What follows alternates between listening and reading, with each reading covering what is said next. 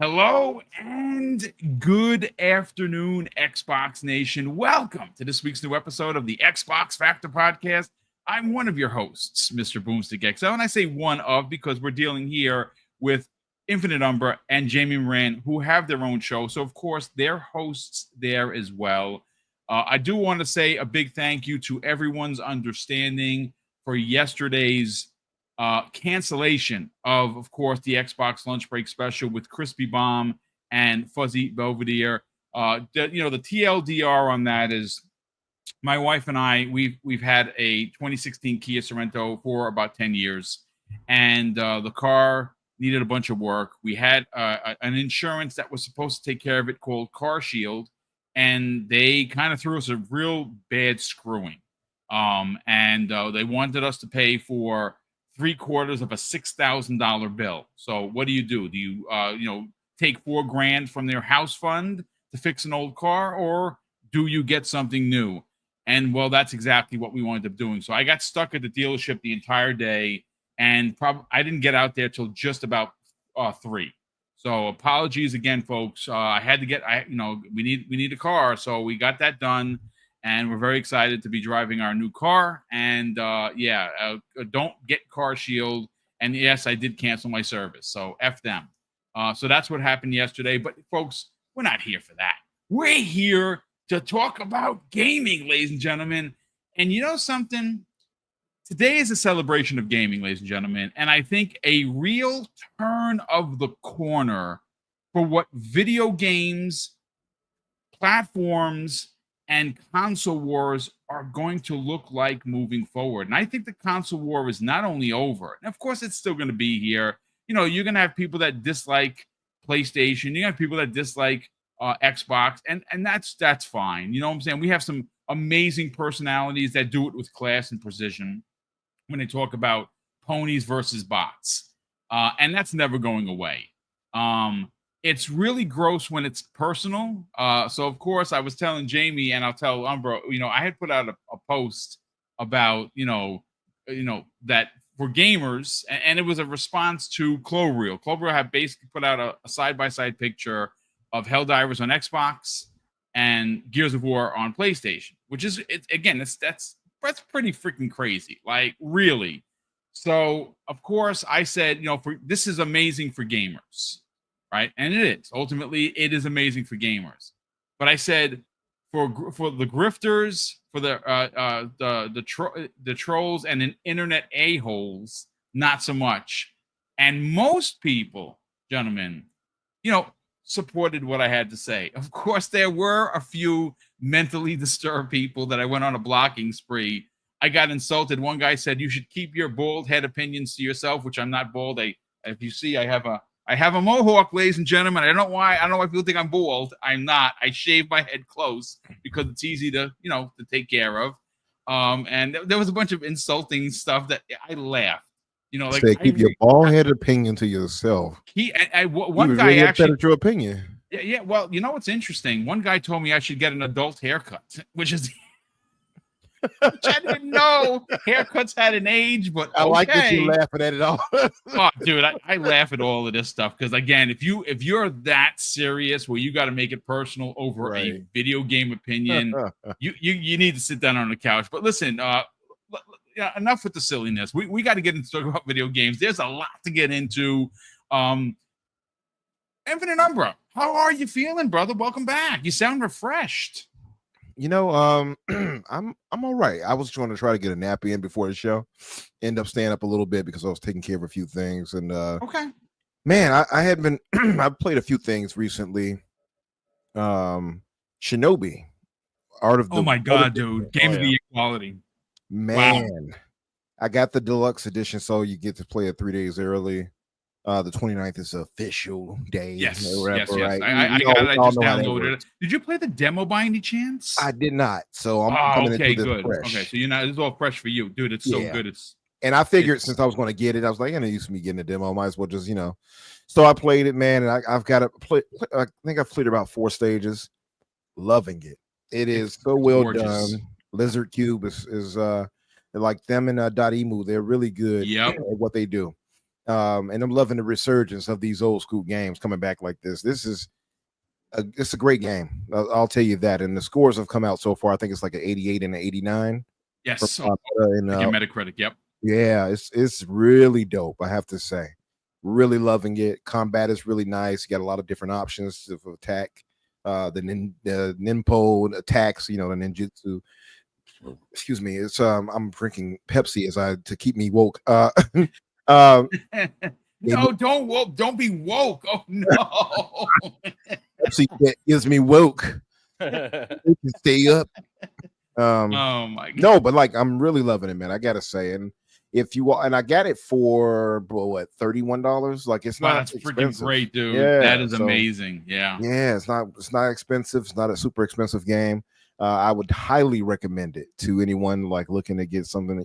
I think it's been like crazy. We said it before. It's like a year of the ninja with all these different, ninja games coming out, right? 2 Black, right? Yeah, Ninja Gaiden 4, which looks like that's going to be an action game of the year. I mean, my God, the previews that came out, wow! And then of course Shinobi. I mean, yep. And Rage Bound, of course.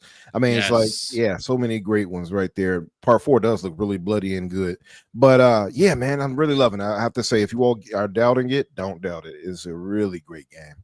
But other than that, man, yeah, happy to be here with you guys today. Well, we're happy to have you here, brother. As always, your opinions matter and they are valued. So I can't wait to get into some of the bigger topics. Of course, we're going to open up with the celebration of gaming. But Jamie Moran, how you feeling, brother? Welcome back. And your show tonight. Is it 15 topics or is it 22? It's 12 at the minute. Okay, excellent. But that's probably going to go up. But yeah, happy to be here. It's been a good week. I'm in like the final quarter of Final Fantasy 16. Oh wow! So like that's a long ass game, dude. By the way, if that came out this year, I would have said Game of the Year. It's a must play. But I also got to play just before the show Gears of War Reloaded. So good. Yeah, so good. I got some things to say about that game. I got some things. Yeah, I mean, if you've played Gears of War Ultimate Edition, it's the same game. Like it's just 4K and 60 all that stuff. But hey, it's a good time to be a gamer. Helldivers is on Xbox. People are losing their marbles. People are trying to cope with themselves on social media because we don't know what's happening next. It's fun times. Well, you know what, gentlemen. I do want to take an opportunity while we have, my God, almost 250 people here already. Kind of just take a step back and just look at the playing field, right? And I mean that figuratively, right? Gaming is Jamie and I were talking about this and of course I made mention live on the air that there was some unbelievable insults that came my way for a positive opinion, and I expected the trolls to come for me because that's just the way it is. But this, what has happened today, I think, is a kick open the door moment for gaming. Now, we've seen this happen more times in past generations. I'd even dare say that we've seen it, with the start of like something like Xbox Game Pass. Right, like they were losing, and they still are ultimately losing to Sony. Right, so they bucked the trend, and they started the streaming service that when it started in summer of 17, it was okay, nothing like it before. The only thing that you can compare it to is like Netflix, right? The Netflix of gaming, and then we started seeing more things happen like multi-platform, Xbox doing it, getting a lot of slack. Guys like me and Umbra and Jamie were all, old guard, right? We were all like, yeah, I don't know so much about that. Gears, Halo, Forza, Sacred, and 2 of the 3 are already there, and probably Halo next year, right? So of course, if you would have told any of us that, a PlayStation exclusive, a really good PlayStation exclusive, I'd say a damn good PlayStation exclusive in Helldivers 2 on Xbox and Gears of War on PlayStation. You'd have told me that 5 years ago. I'd have been like, you out your goddamn mind. Really? Because no, seriously, because it's something that we never thought. It's a crossing of the streams right? It's a blurring of the lines, Umbra. And we never thought that that would happen. But I honestly look, most people, I say most, it's not everyone. It's never everyone of everything. It's never everybody under an umbrella. We don't roll that way here. People are entitled to their opinions. Now, if it's different from mine, that's fine. But I think most players, especially on Xbox, have accepted this multi-platform ideology and future for the box, right? And ultimately, we really can't do anything about it. So we've all moved into the acceptance stage of grief, right? We accepted it. It is what it is. I've always said, and I've been very stout about that. If they're not taking anything from Game Pass and it comes out for everything, honestly, who cares? Nobody should care. But there are people that do care. People have left the brand, right? There are some very prominent people that were Xbox players that we don't name the names here, that left on pretty bad terms, gotten, fought with the community, fought with, leadership and things. That happens. You're entitled to your opinion. You just go on, you play whatever makes you happy. A lot of the PlayStation players, we've seen how things go. It's a lot of goalpost moving. It's a lot of backpedaling and changing of the way things are done to fit narratives. It's just gross, and it's fine. I either just block those people or put them on the pay no mind list. But ultimately, ladies and gentlemen, and chat, and of course panel, I wanted to take that opportunity to say, my God, gaming is literally changing in front of our eyes, where something like, and we're going to get into the back end of the show, Forza Horizon 6, which has ultimately been confirmed to be in Japan, right? It makes perfect sense. They're going to be at Tokyo Game Show. If that announcement happens and they show a trailer, the world's going to stop to watch. It doesn't matter whether you're on PlayStation, on Xbox, on PC. They're going to stop to watch and see what's going on. And I saw some people like MBG, for instance, and this isn't a slight against him. Listen, he's a PlayStation guy. Okay, great. He seems very excited, and he believes in his heart of hearts that Forza Horizon 6 in Japan is going to be a multi-platform release. You know something? He might be onto something with that. I think he's right. And I ultimately say, who cares? Because guess what? If it does release on PlayStation, you're going to have 10 million players between Xbox, PlayStation 5, and PC in the first weekend. It's going to break records that 5 did months, maybe even a year after. So it's a win for everybody. But, Jamie, I'm going to go to you first. I want to get your thoughts on how gaming is changing and ultimately changing for the better. Like I said, I know that, old guard like us believe that, you shouldn't mix your peanut butter with my chocolate or add nuts on the back end of it. Pause. But again, this is what gaming is. I'm glad you said pause. I had to throw a pause in there because, again, it sounded a little wicked now that I think about it. It was definitely not rehearsed well. I'll say. But Jamie, let's talk about this day, because this is a day I don't think any of us could have imagined. Again, it's, whether you like Helldivers, it's a game for you, it's a game not for you. It's a big one of PlayStation's biggest releases last year. It did ridiculously well on PC. So, of course, it doing well there has really shaped the dual release for Sony. And I think it's going to do super well here on Xbox. I mean, the advertising has been crazy for it. A lot of people in the community are super excited for it. I was playing this morning. I already did my first mission. It looked like a cityscape out of like Halo ODST or even Reach. It was awesome.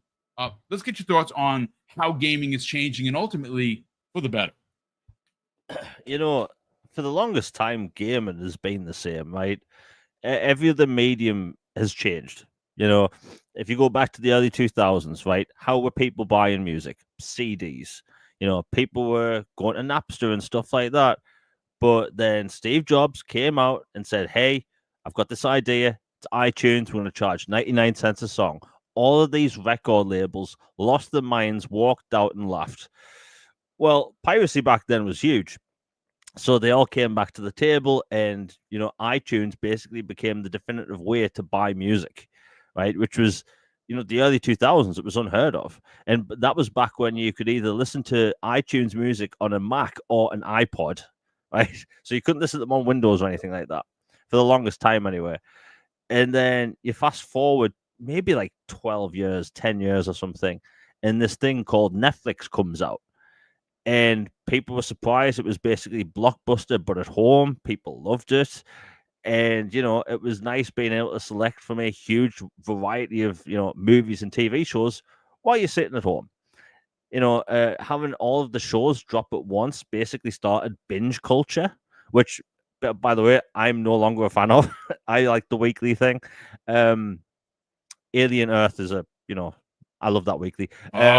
So good, dude. Yeah. I'm really enjoying that. And these companies, they learn it. And I'll get back onto my original point in a minute, but like Netflix, they're experimenting with doing separate releases by doing part 1 and part 2.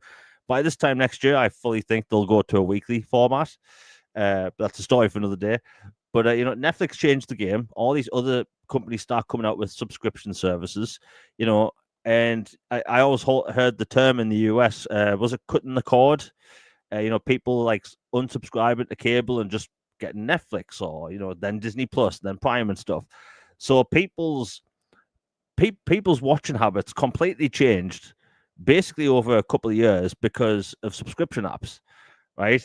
And all these big budget TV shows, they're not on television channels anymore. They're on subscription apps, right? So in less than half a decade, the TV industry changed.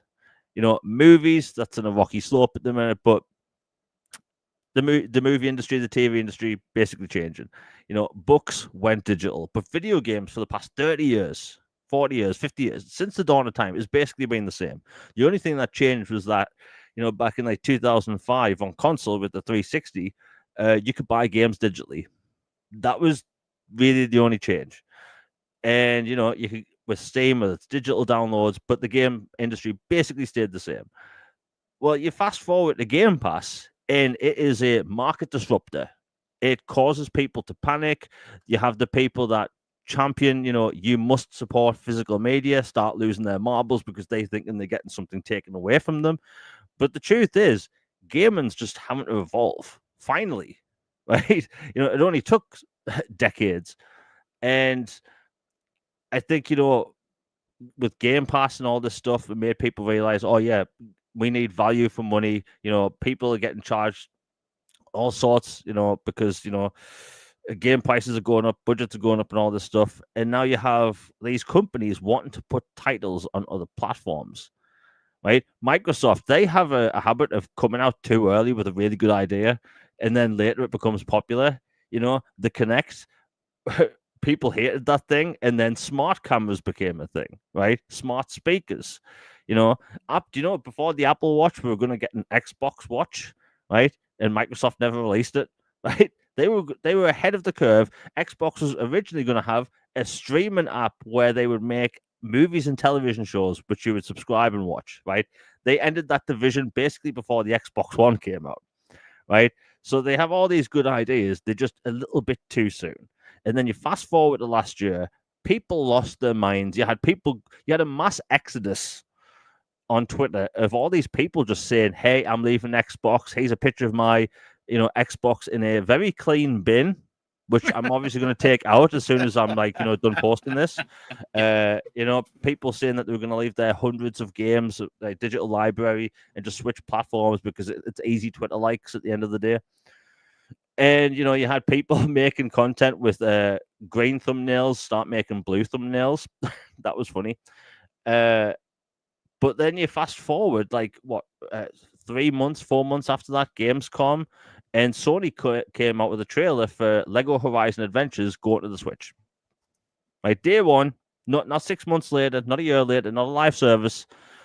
And everyone all of a sudden start going, you know what, maybe this multi-platform thing isn't that bad, because, at Sony, so everyone gets a pass. And then you fast forward to this year, Helldivers, and it's basically Sony's biggest multiplayer game ever. Yes. Huge success. And now people are wondering what's going on. Is this a sign of things to come? Yeah. Did Sony buy Nixus just to port games to Xbox? Sorry, just to port games to PC and then just sit there and do nothing afterwards? Right? They're obviously doing something. And, yes, you have Nintendo doing their own little thing, but Nintendo can make a farming sim and it'll sell 80 million copies, right? That's Nintendo. You're not wrong, dude. The next Animal Crossing could be called, Animal Crossing poop emoji, and it'll sell 60 million copies, right? It just will. But Microsoft and Sony, they don't have that luxury, right? Their games are costing hundreds of millions of dollars, and the install base for each platform, they're really getting that big, right? You have all these new gamers coming into gaming, and what are they playing? Fortnite, Apex, Warzone, these free-to-play black hole games, and there's no money being pumped into these single-player games that we love, these high-quality games that we love. So, like, everyone listening right now, all of us, we're the last of a dying breed, right? The newer gamers, they're playing free-to-play multiplayer slop, right? With battle passes and all that stuff. So, like, Microsoft and Sony, no wonder they're looking elsewhere to put their games on other platforms. The gaming industry's changed, but also the budgets have changed, right? If you go back to the 7th generation, and I will praise the 7th generation every opportunity, but back then, a major AAA game cost somewhere between $20 to $40 million, right? Now, you're looking at something like The Witcher 4, and that's going to cost $400 million. That game has to be an instant success out of the gate, day one, no issues. Otherwise, it's a failure, right? Look at Starfield a couple of years ago. People were playing it's exclusive to Xbox and all this stuff. But like, unless Microsoft didn't buy Bethesda, they might not even be around anymore. I'd agree with that. Yeah. Bethesda comes out with one absolutely stonking huge game. What, once every 5 years? More than that, And like Microsoft, they purchased Bethesda. They put out Starfield. They were able to make what they wanted to make, all that stuff. Great times. But like I feel like people are just looking at the gaming industry and just wanting to ignore the blatant obvious things that's going wrong with it, thinking that, like if Sony was making enough money off Helldivers, to what people seem to say a lot, and they didn't, quote unquote, need the money, right? They wouldn't put these games on Xbox. They wouldn't have put Lego Horizon Adventures on the Switch, right? The game industry's changed. All these games are costing bloody stupid prices. And it's like, can you blame them? And I just saw in chat before, someone mentioned what's going to sell more, Helldivers on Xbox or Gears on PlayStation. It's like, that, really think about that question, right? There's like double the amount of PlayStation players. Gears of War is an established franchise for over 20 years, or nearly 20 years, right? Obviously, that's going to sell more, right? You have people on Xbox that maybe have never played it, they're going to buy it. So overall, technically speaking, Gears has to sell more. Yeah. But that doesn't mean... ultimately, it is their type of game, and I'm not being like facetious. Most PlayStation players own the console because they tell these incredible third-person, over-the-shoulder, story-driven narrative games. Well, that's exactly what you're going to get with Gears of War. Yeah, yes, it is older, but it looks freaking fantastic. Yeah, and like it's going to do well, but that doesn't mean like, because that's going to do better, Helldivers isn't going to do that well. Like I put it like this: I've been buying digital games on Xbox for almost 20 years, right? And let me tell you, in that entire time, I've maybe left less than 5 reviews on the Xbox store, right? I never leave reviews. It's always a bunch of spam. And, you can tell when some developers have clearly paid for people to just leave reviews. So I don't really bother. So I'm always familiar with, like, you can have a popular game on Xbox and there not being many reviews on the store, even when it comes to thumbs up, thumbs downs, or whatever, right? Helldivers on Xbox in the UK has over 50 reviews already. That's pretty high, right? Death Stranding, that launched at £17. Now I think it has 300 reviews on Xbox in the UK, right? Did really well. So like both games are going to do really well. Microsoft and Sony, they're using these multi-platform opportunities to make extra bank, right? We see all these developers get laid off all the time. We see game cancellations, and it's not just Microsoft. People just like to point the finger at Microsoft, but all these studios have shut down Sorry, all these companies have all shut down studios. They've all cancelled games. My point is that gaming's changing. For some people, it's really scary. Really scary. And, we just have to get on with it, right? Some people take this way too seriously. Like you were saying, Boom, earlier, like people make personal attacks about this stuff because they're living in this weird dream world where gaming is their only thing, right? It's their whole existence, especially on social media, right? Some people have sort of tied themselves to this brand ideal to where they can't just evolve and move on. They can't, grow as people. So, like, every time multi-platform stuff comes up, you have people losing the marbles. You post something on Twitter saying, hey, this multi-platform stuff is good for everyone. People lose the marbles because they don't know how to act, right? Yeah. The truth is, right, Gears on PlayStation, yes, it's a remaster of a 10-year-old remake of a 19-year-old game. Okay. I've played it multiple times. I mean, am I meant to get upset about this? Literally, it has the exact same menu as Ultimate Edition. Yeah, it does. Because it is Ultimate Edition. By the way, the amount of times I've seen people on Twitter say that, oh my god, this is a brand new remake made for PlayStation 5. It's like, no, it's a remaster of a remake. Right? It's running on Unreal Engine 4. It looks great, it sounds great, and bloody plays great, but people need to take the beer goggles off a minute and stop pretending things aren't right. But my point is, the game industry's changing. We have to get on with it, And let's say PlayStation puts another game on Xbox soon, like Days Gone and Spider-Man. I do think those two will come at some point, right? Do you know how much money Sony's going to make? Oh, it's gonna be like a cash cow, dude. You have Days Gone, open world zombie game. Let me tell you, as someone that lives in the UK, people like these zombie games.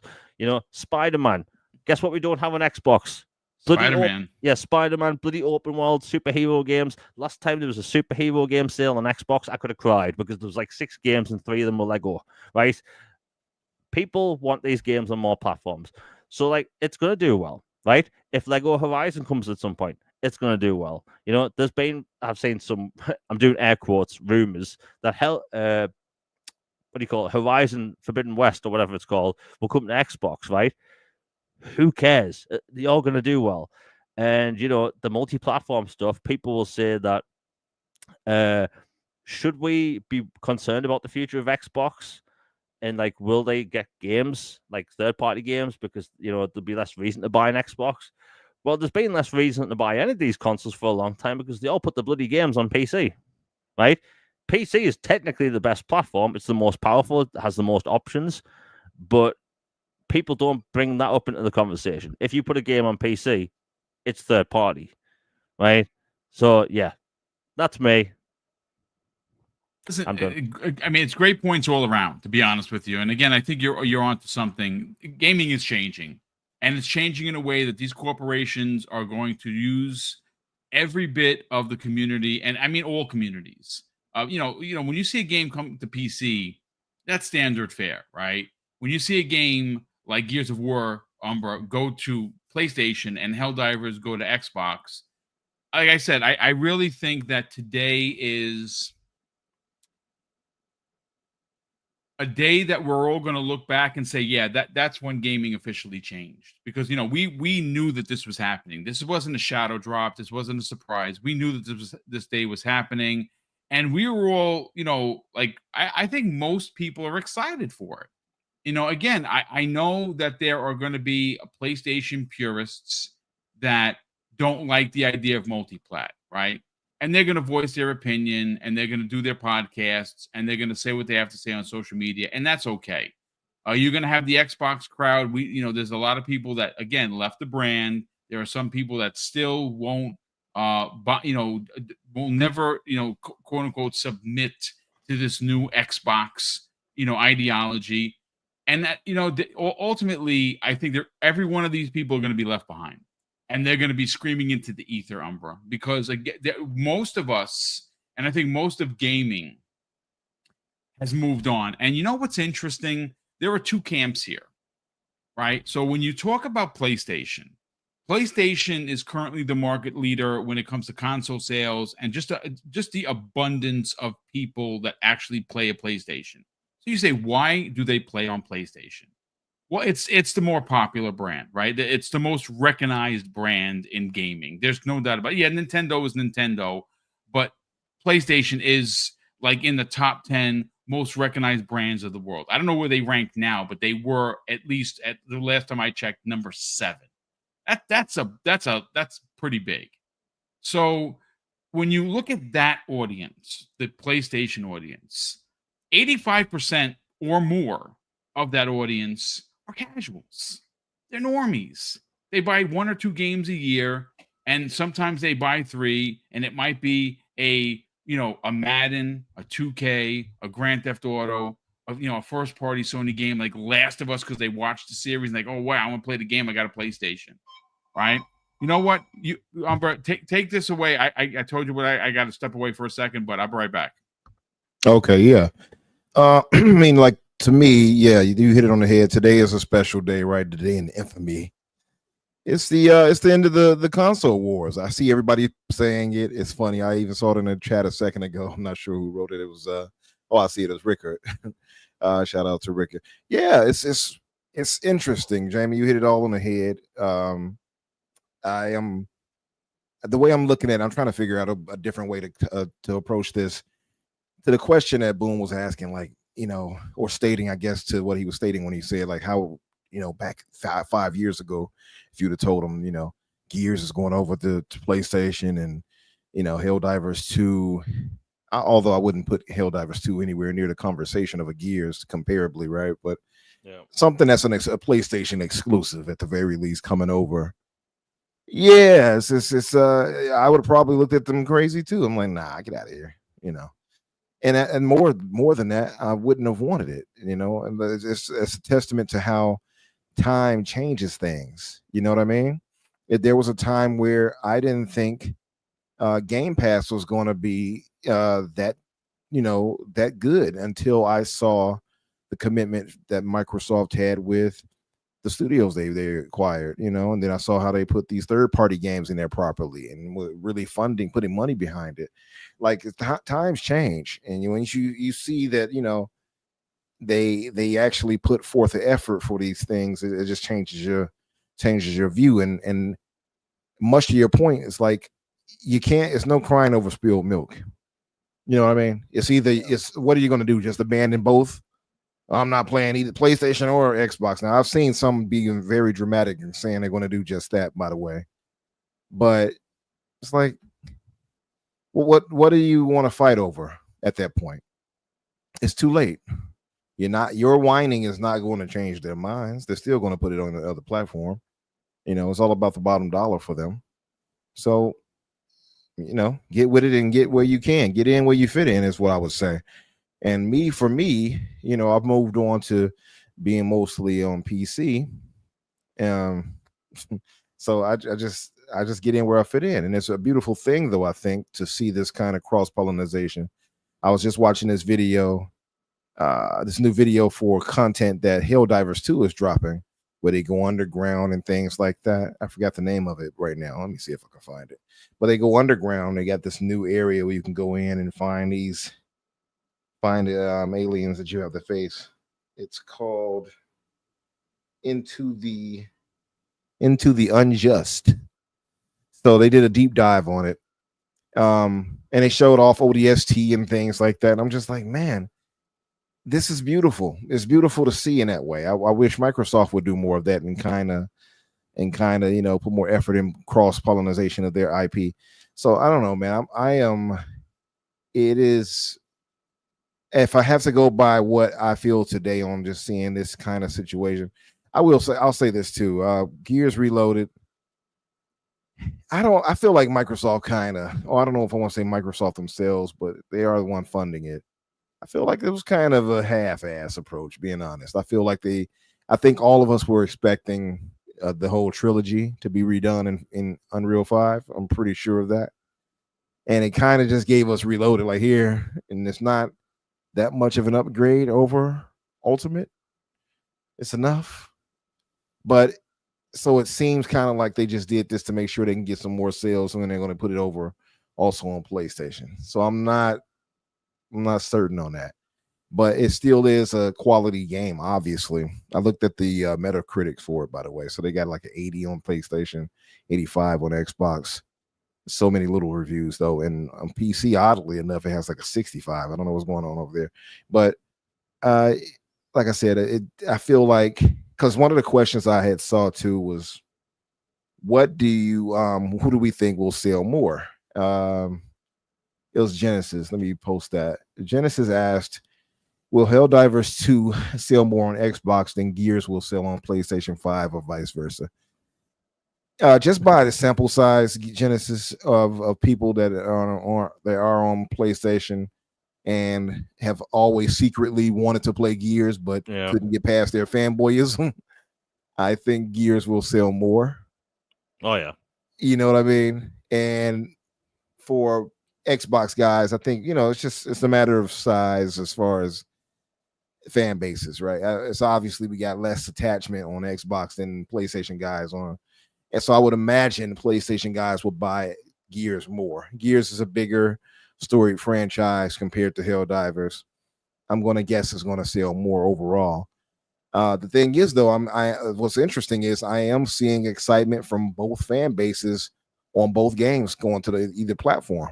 I was actually speaking to a gentleman at my job earlier today, and he was hyped for Gears. He had never played it.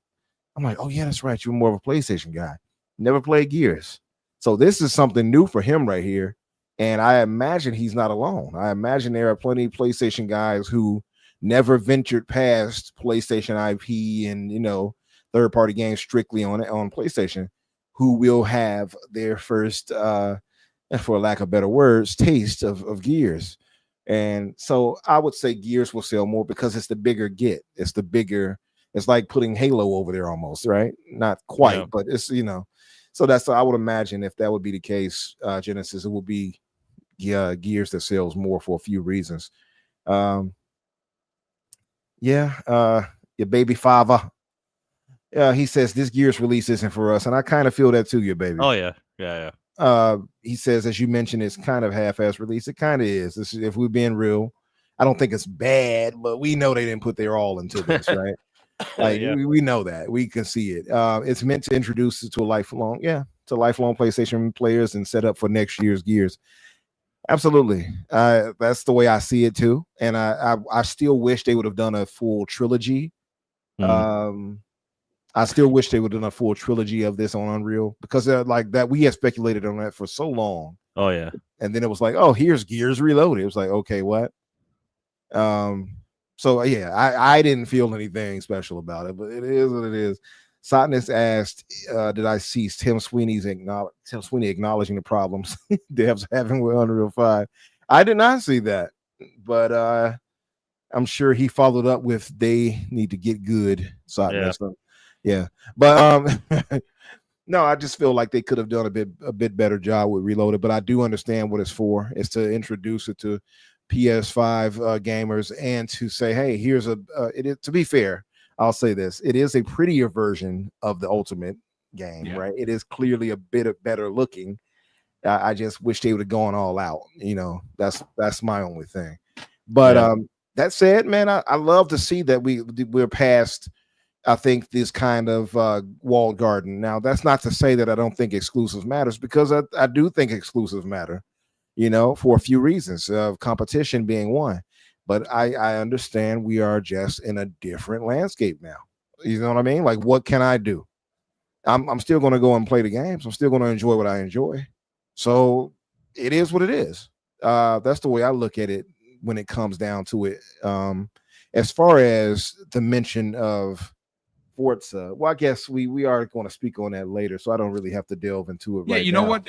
I'm back for a second, but first of all, great points around, and you're absolutely right. I'm actually glad that we are past it, so to speak, right? Like, you're not going to not play the game. I just kind of want to give my hot take on Gears, though. Gears is amazing. There's no doubt about it. The only thing that I'm disappointed in is how dumb the AI still is. Like, my God. Dom is more of a hindrance. I'd rather just be solo at sometimes. He's like always getting, downed. And when the whole squad is there, oh my God, it's like you're running around by yourself. I'm like, what is happening? This is on Reloaded right here. Yeah. For Reloaded. They didn't do anything with the AI. It's just. Do you want to hear my wild theory? Sure. I think that Reloaded, like I played it. It looks great. Like I played Ultimate Edition last year, and it's still burned in my brain what it plays and what it looks like. So like, it looks the same, right? But it's 4K, which is nice. I like my 4K games. It's 60 now, which is lovely. 120 FPS if you do the multiplayer.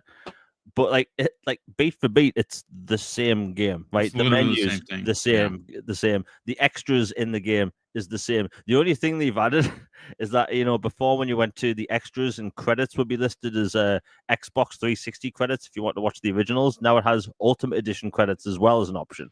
So in the game, you technically have 3 sets of credits. But my wild theory is that they're using this to basically see if they want to or could fund a Ultimate Edition of 2. Like Gears 2 is in my opinion one of the best games ever made. I think it's a better Gears game. So I think that they're going to use how well this sells to see if they should really do a Gears 2 Ultimate Edition or Reloaded, whatever they want to call it, because that would do really well. And like, look, this thing, it is bare bones, but you have to realize it's kind of free, right? Yeah, I got it for free. It's basically a free upgrade for people. I think it's $39.99 in the US, but like it's basically free, right? So like for what it is, I think people are gonna have a blast with it. Like I only played it for maybe 30 minutes and unlocked like 10 achievements. So like I'm gonna be going through this again, and I'm happy. At least now it's 4K and 60 because when the Xbox Series X before came out, we were showing 4K 60 footage of Gears of War Ultimate Edition, but we never got that patch, right? And I was so annoyed that we never got that update because I love Gears of War Ultimate Edition. But this is that years later, but we finally have it. But hopefully we will see Gears 2 and 3 done because they deserve it. I agree. I think you're going to ultimately see that. There's no doubt about it. But listen, before we get into the latter half of the show, where we're going to talk about Forza, because that's a really big topic, I do want to get into the ROG Ally or the ROG Xbox Ally and how big of a deal it was at Gamescom. It took over the conversation. Again, I'm going to hand the mic over to you, Umbra, and I'm going to get your thoughts. And of course, and then when you're done, hand the mic over to Jamie. But I do want you to kind of touch on some people trying to compare this beast of a console, handheld console, to the Portal, which I think is so. Not only it's egregious, but it's disingenuous because it doesn't play all of the games, and it already has 1,000 games you can play. So I want to get your thoughts on that. Yeah, I've seen the downplaying of the Xbox, the ROG Ally. Like this, it's so weird because well, as far as we're still trying to evolve past the console warring, but I know that's what a bit of it is. And it's not to say that everybody's going to be impressed by the thing, but it is obvious when the Xbox branding gets on the thing, suddenly people don't like it now. No, it's weird. It's a weird comparison to make. Like, oh, it's like the Portal. No, the Portal can only stream. You can only stream your games. I don't know if they updated it, by the way, but wasn't it formally that the Portal can only stream your games if your PlayStation 5 is on? Wasn't that the case? I don't think they've changed that, yeah. Right? I don't know if they've changed that or not, but I know that was the case before where you can only play your games like you would stream it through it while it's on. And the Xbox is, the ROG Ally is different. You do get to play some of your games natively through it. If they're PC, obviously play anywhere, things of that nature. Also, they updated. Okay, thank you. Who was that said that? Big Keith. Thanks, Big Keith. Yes, they may have updated. I thought I may have heard that. I wasn't sure, but that's cool, by the way. and I've heard positive things about the Portal. I have no interest in it myself, but I have heard positive things about it as far as like how it, the ergonomics, things like that. So and the ease of use for people. I just feel like this is obviously a bigger technological device, and you get to do so much more with it than you ever could with the Portal. It's night and day. I mean, I'm talking about anything from watching things on a Netflix or a YouTube to emulation of past consoles, and up to the PS3 and 360. Like, and I wouldn't say, I don't even want to mention Nintendo. They might come after me. I don't. But anything up to the PS3 and 360 as far as emulation goes, you can even do, and that's just talking about other things you can do, and there's so much more. And then we go into the games themselves as far as Xbox, and how that Microsoft has thousands. I forget how many they said, thousands already curated to be, have the shaders compiled and have everything be as ease of use as it possibly can be for users getting in on this thing. I liked what they're doing with this. I don't think there's any comparison. It's a night and day situation from the Portal and the ROG Ally X or S, honestly. And yeah, there is a lot of good hype about it. Like, there's a lot of, I've seen a lot of good, I've seen a lot of excitement, should I say, from some people really down to play it. I've seen somebody's updating me every day, like a countdown for, next day we have like 52 days left. I forgot who it was. I think it was, I forgot. I don't want to missay who it was, but yeah, there is clear excitement for it. I don't know in the end how much it will like sell through. That I couldn't tell you. I'm not sure. I mean, the sticker price might be a much for a bit for people. I think the S will be the higher ending selling SKU, if you will. But yeah, man, I have seen some of the weird comparisons, and I've seen people trying to downplay the ROG Ally for whatever reason it is. But no, it's a much better device, obviously, for so many different reasons compared to the Portal. And it's just a silly argument to make. I didn't even really entertain it when I saw it. I was like, whatever. Didn't think twice about it. So yeah. Well, what's your thoughts on it, Jamie? I think it's just weird how people seem so shocked by it. Like it's obviously in a ROG, but it's with Xbox branded, right? It's basically the same as the regular one, but Xbox is partner with them, and that's sent people over the edge. Right? People are doing this comparison between the PlayStation Portal and that device. It's like they're two completely different things. Like one's a streaming device, one isn't. The Xbox ROG can stream, but that's not where its focus is at. And I think people tend to forget that, Xbox isn't just a console anymore, it's PC, right? They have the Xbox PC brand and they have PC Game Pass, right? They are wanting Xbox to be associated with PC as much as consoles. So, like, them having a portable PC handheld out there in the market, where the portable PC handhelds are that market's getting bigger by the day, right? So I don't understand why people seem so shook by it. If we already know this isn't the quote unquote native Xbox handheld we'll be getting in the future. Like, this is meant to be a different device kit to a different audience. And look, if you play a lot of first party Xbox games, right, this is obviously going to suit you because first party Xbox games are on PC. And I think people are threatened by it and what it represents, because at the minute you're going to be able to buy one of those ROG Ally Xbox things and play Spider-Man on it, right? Play PlayStation games on it. Basically do anything a PC can on it. And for some reason that's really disturbed people. I just don't get it.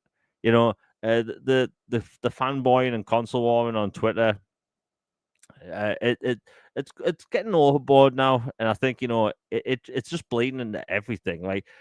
Let's take me for example, right? The ROG Ally Xbox device does not really cater to my needs, right? I play a lot of Xbox backwards compatible games. You know, my 360 library, most of it is PC, right?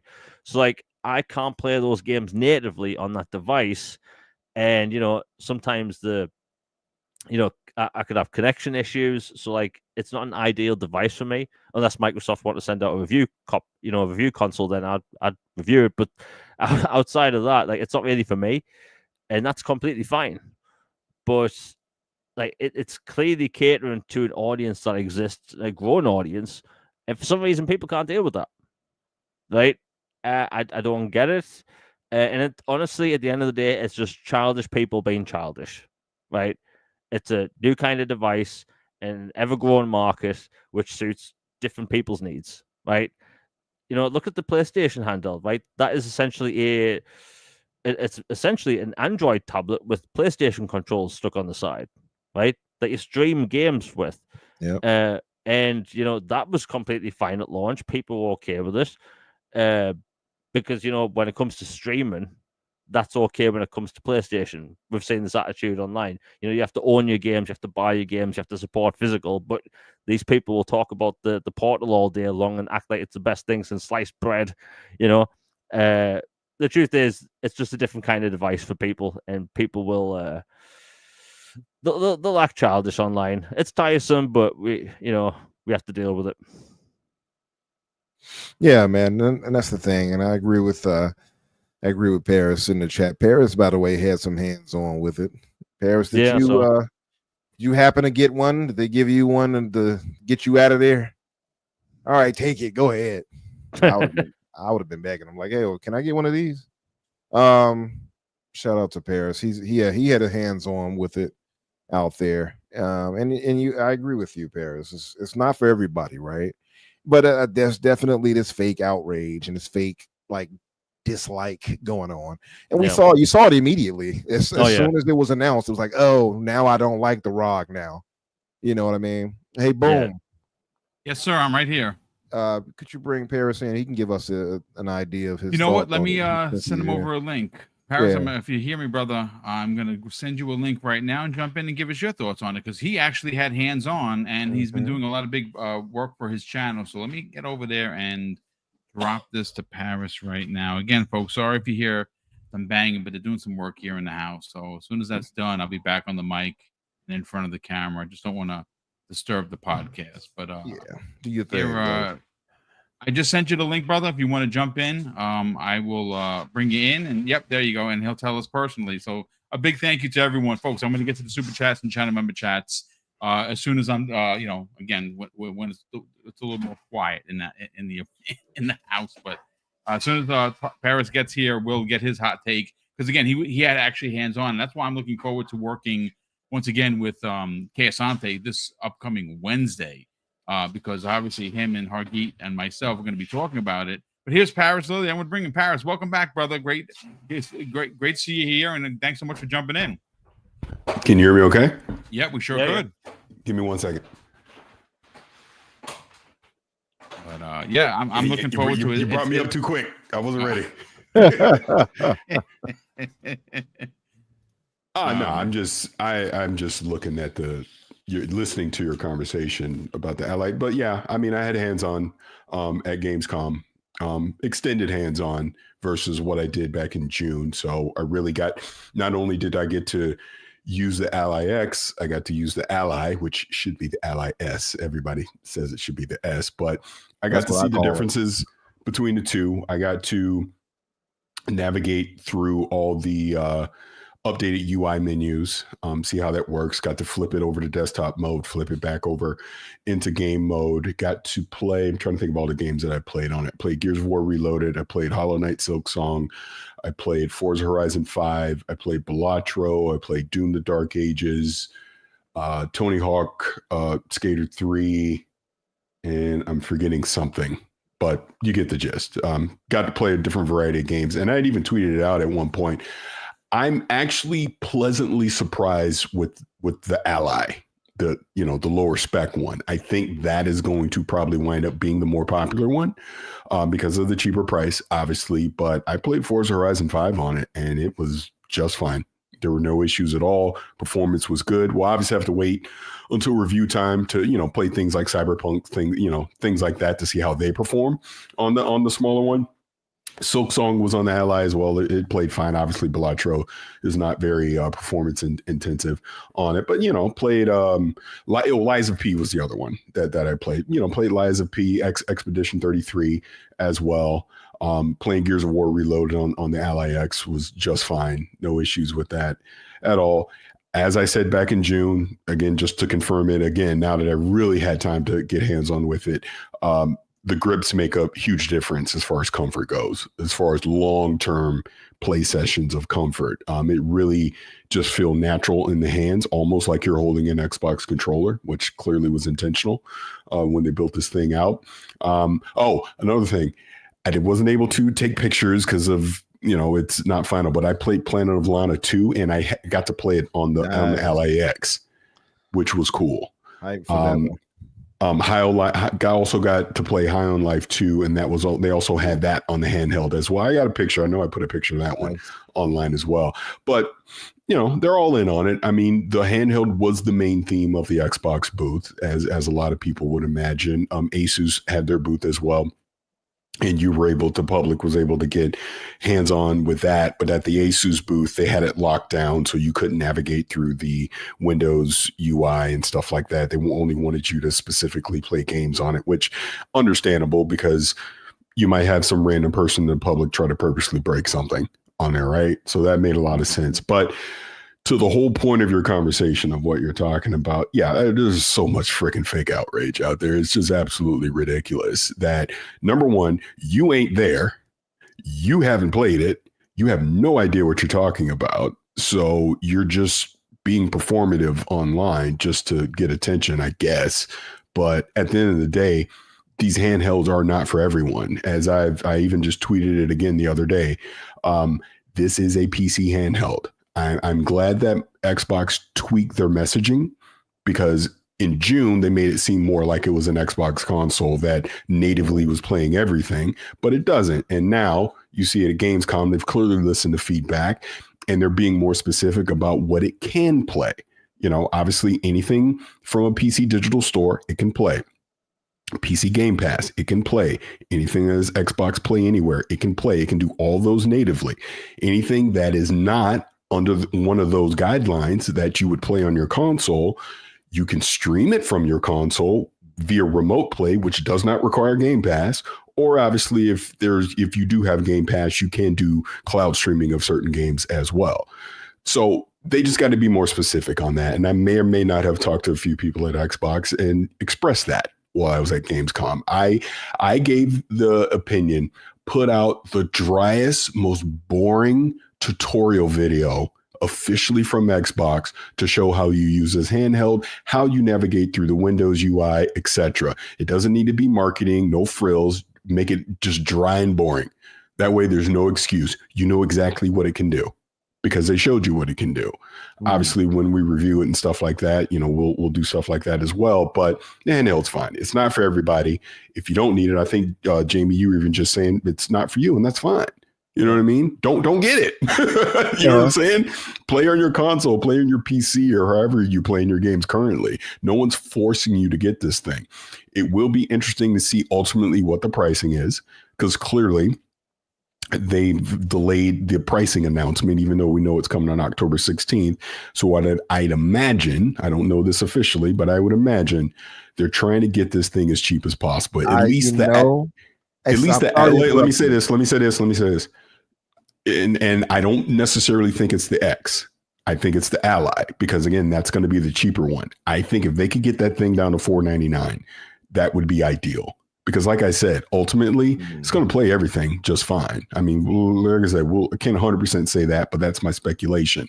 And then the X will be considered the enthusiast device, obviously with the Extreme 2 AI chip that's in there, all the super scaling, just everything that's doing being able to all your shader cache, be able to load that up. That only the X can do that. The Ally cannot. So there's going to be differences between it, but I think as a basic gaming machine, the Ally is going to wind up being the more popular one. And then the X is going to be the extreme one, which is probably going to be pricey. We'll obviously see, but overall, yeah, good hands-on with it, which I had even more time with. And I would say total between Xbox and Asus and then a behind closed door thing I probably got to play total hour and a half worth of time with it at Gamescom. And it's fine. It's fine. I think people will be pleasantly surprised when they get their hands on it. I will say this, the X does feel more premium than the Ally or the S or whatever you want to call it. Why do you feel that way? Or the premium? Because it's just cheaper. That's why. But it's fine. You know what I'm saying? But it's no different if you have the current I'm being bad on names. I'm sorry, I'm a little under the weather. The current ROG Ally. Yeah. I mean, it feels just like that. Whereas the Ally X does feel a little more premium. Just does. Well, it's also $300 more, so I could see it feeling a little. Yeah. They got like metal in that joint. But I was going to say, that was interesting on the price part because we speculated on that. I forgot who I talked with about, and I said, it's interesting that they haven't officially announced the pricing. I think I spoke about it on my show this past week, and I was saying it's interesting they haven't officially dropped the price. We're seeing speculation of what it is, and obviously Best Buy with the 9,000 whatever 999. Like, so we kind of got an idea, but we haven't seen it officially. So I said I wonder if they're tweaking the price because they didn't announce it. They didn't announce it at not only at Gamescom but even at the summer show. They could have done it. So I was just wondering about that. So that's interesting. You said that. One question I was going to ask you, Paris, is like, and I know a lot of people have been like complaining about this, or at least holding it as a begrudgingly to jumping in on one of these devices, is the whole Play Anywhere thing, which is dope as hell. It's one of the best things they have, right? And that being the kind of push they're trying to get move most games over that way, so you can play everything on your device, and that's their kind of workaround for your entire library, right? Like some people are saying, well, I want my entire library, and I saw it on your tweet too that you were mentioning that, which was fair. Did you get a chance to speak with anybody at Xbox? I don't know, you probably can't say, but on how hard they're trying to work on getting our entire library, or at least most of it, available for us on the device? I did not. Unfortunately, because I was very last minute to Gamescom. So there were certain appointments that I was not able to get. And I do know some Xbox reps were able to sit down with some other people, obviously, and be able to ask those questions. I was not officially able to ask those questions. So I am working to get that done here in the next few weeks. And then that will be one of the direct questions I'd ask. Now, I will say, going back to June, I was asking that kind of stuff. And I know it was, kind of got some winks and nods. But I think the messaging that we saw now is the correct one, because you're not going to be able to do it today. Do I think there's a future where you're going to see more backwards compatibility on Windows and more of your console only games potentially make it onto Windows? Yes, but they're smart to not promise that until they know they can. You know what I mean? So 100%. So their messaging was pretty clear now on how you can interact and play these games. So you can obviously leverage remote play and cloud streaming to then go back and play some of those, like a Jamie, again, you were talking about, you play a lot of 360 games. So any 360 game that is playable on your Series X, you can connect directly to your Series X and you can stream it and play it, be it in your house, or if you feel frisky and got enough bandwidth, you can do that over the internet as well. So it is possible. Obviously, that's not the ideal way to play. You want to play natively, but they're not promising that right now. And that's what they should be doing. Don't promise something that potentially there's a meeting 6 months from now. Yeah, we're going to scrap that whole thing. We're not doing it. And now people are pissed off because you promised it. So I would rather them not say anything about that until they know 100% that they're doing it. I agree with that 100%. One thing that I wanted to just throw it out there. Now, Jamie, I don't know if you had a question you want to ask Paris, so throw it out there. Boom. I was just going to say, one of the things that's kind of slept on and nobody really speaks about is that fact that you don't have to hold this thing. You can always dock it to your TV, much like you would a Switch. You know what I mean?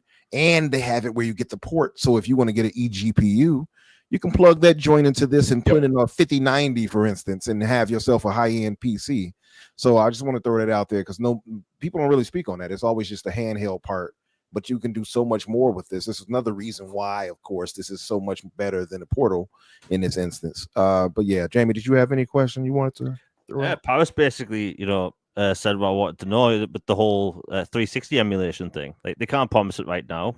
It's understandable, but if it's something they can do in the future, I mean, obviously, I think it's something that they will try and do.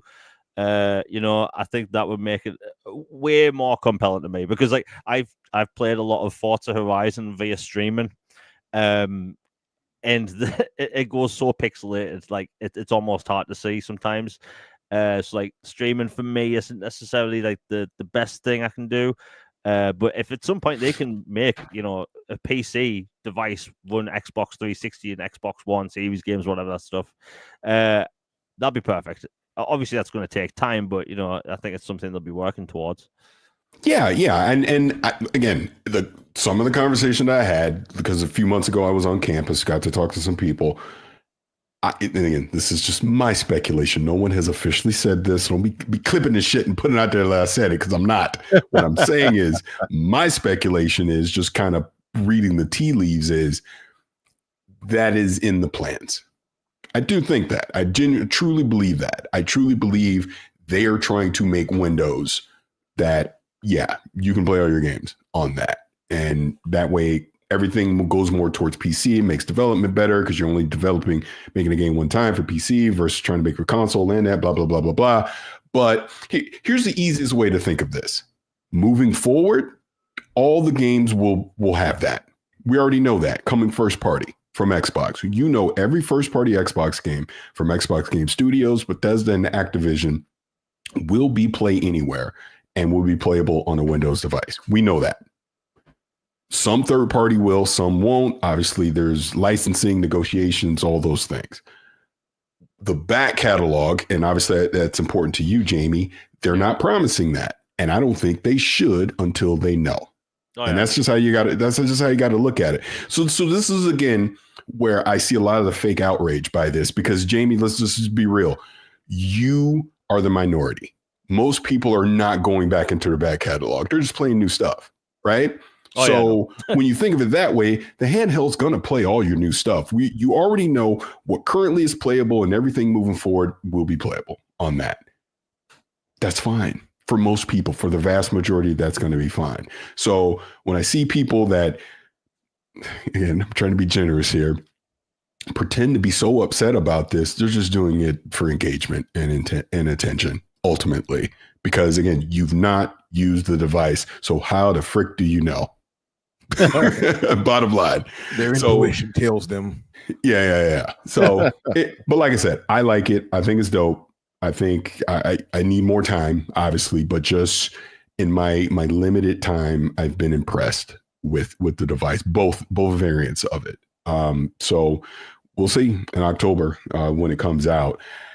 And you also have to realize these aren't going to be huge sellers, because even the handhelds on the market today aren't huge sellers, but it's just another option for us, for people that want to take advantage of it. I'm one of them. Me currently, and I've said this directly to people at Xbox, to be clear, I prefer the Steam Deck.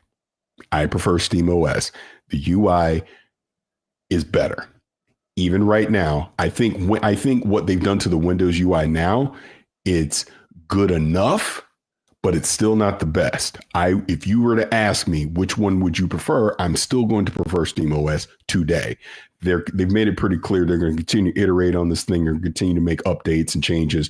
Like the Fox even put out a video, because again, he was able to ask more direct questions than I was, talking about some of the things that you wish Windows had currently from a UI standpoint when it's in game mode, but they still aren't able to do. You will still have to go to the desktop to install updates, things like that. You still will have to go to the desktop to install other third-party apps, things like that. They want to get to a future where you don't have to do that. But from a pure gaming standpoint, you never have to leave the Xbox what are they calling it? The Xbox full experience mode or whatever the hell it's called, right? Right. You don't have to leave that to play your games. But if you want to tinker, you will have to flip over to desktop on that. Okay. And even Steam Deck, somewhat that's the case, but 90% of the time, you never have to leave the Steam UI to do anything on the Steam Deck. So there's still work to do.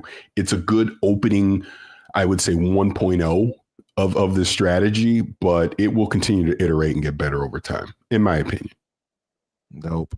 I would ask, how fluid was you for you at least? Was it switching from like PC mode to the Xbox UX and things like that?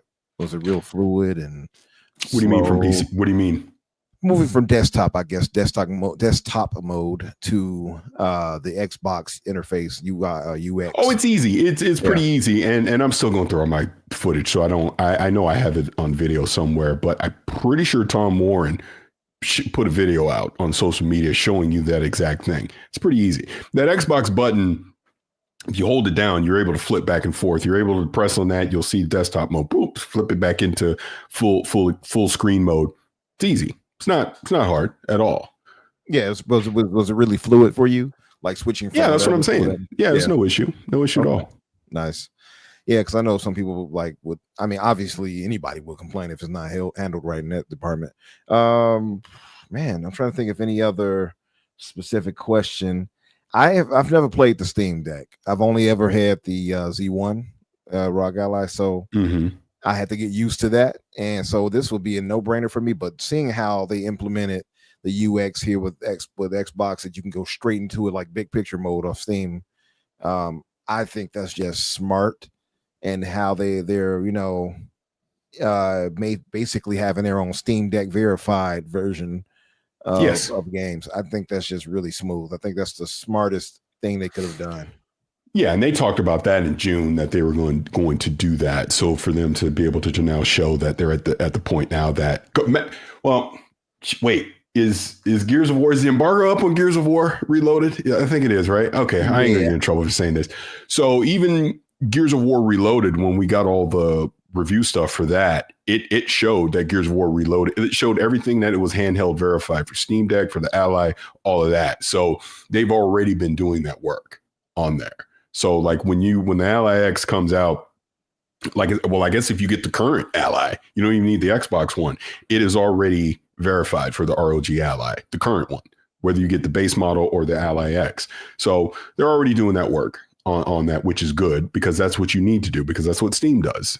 So I need you for right now. They need to just simply emulate everything that Steam is doing and then see what they can improve upon. Because the thing that I try to explain to people is, while I prefer Steam OS, the advantage Windows will always have over Linux is anti-cheat.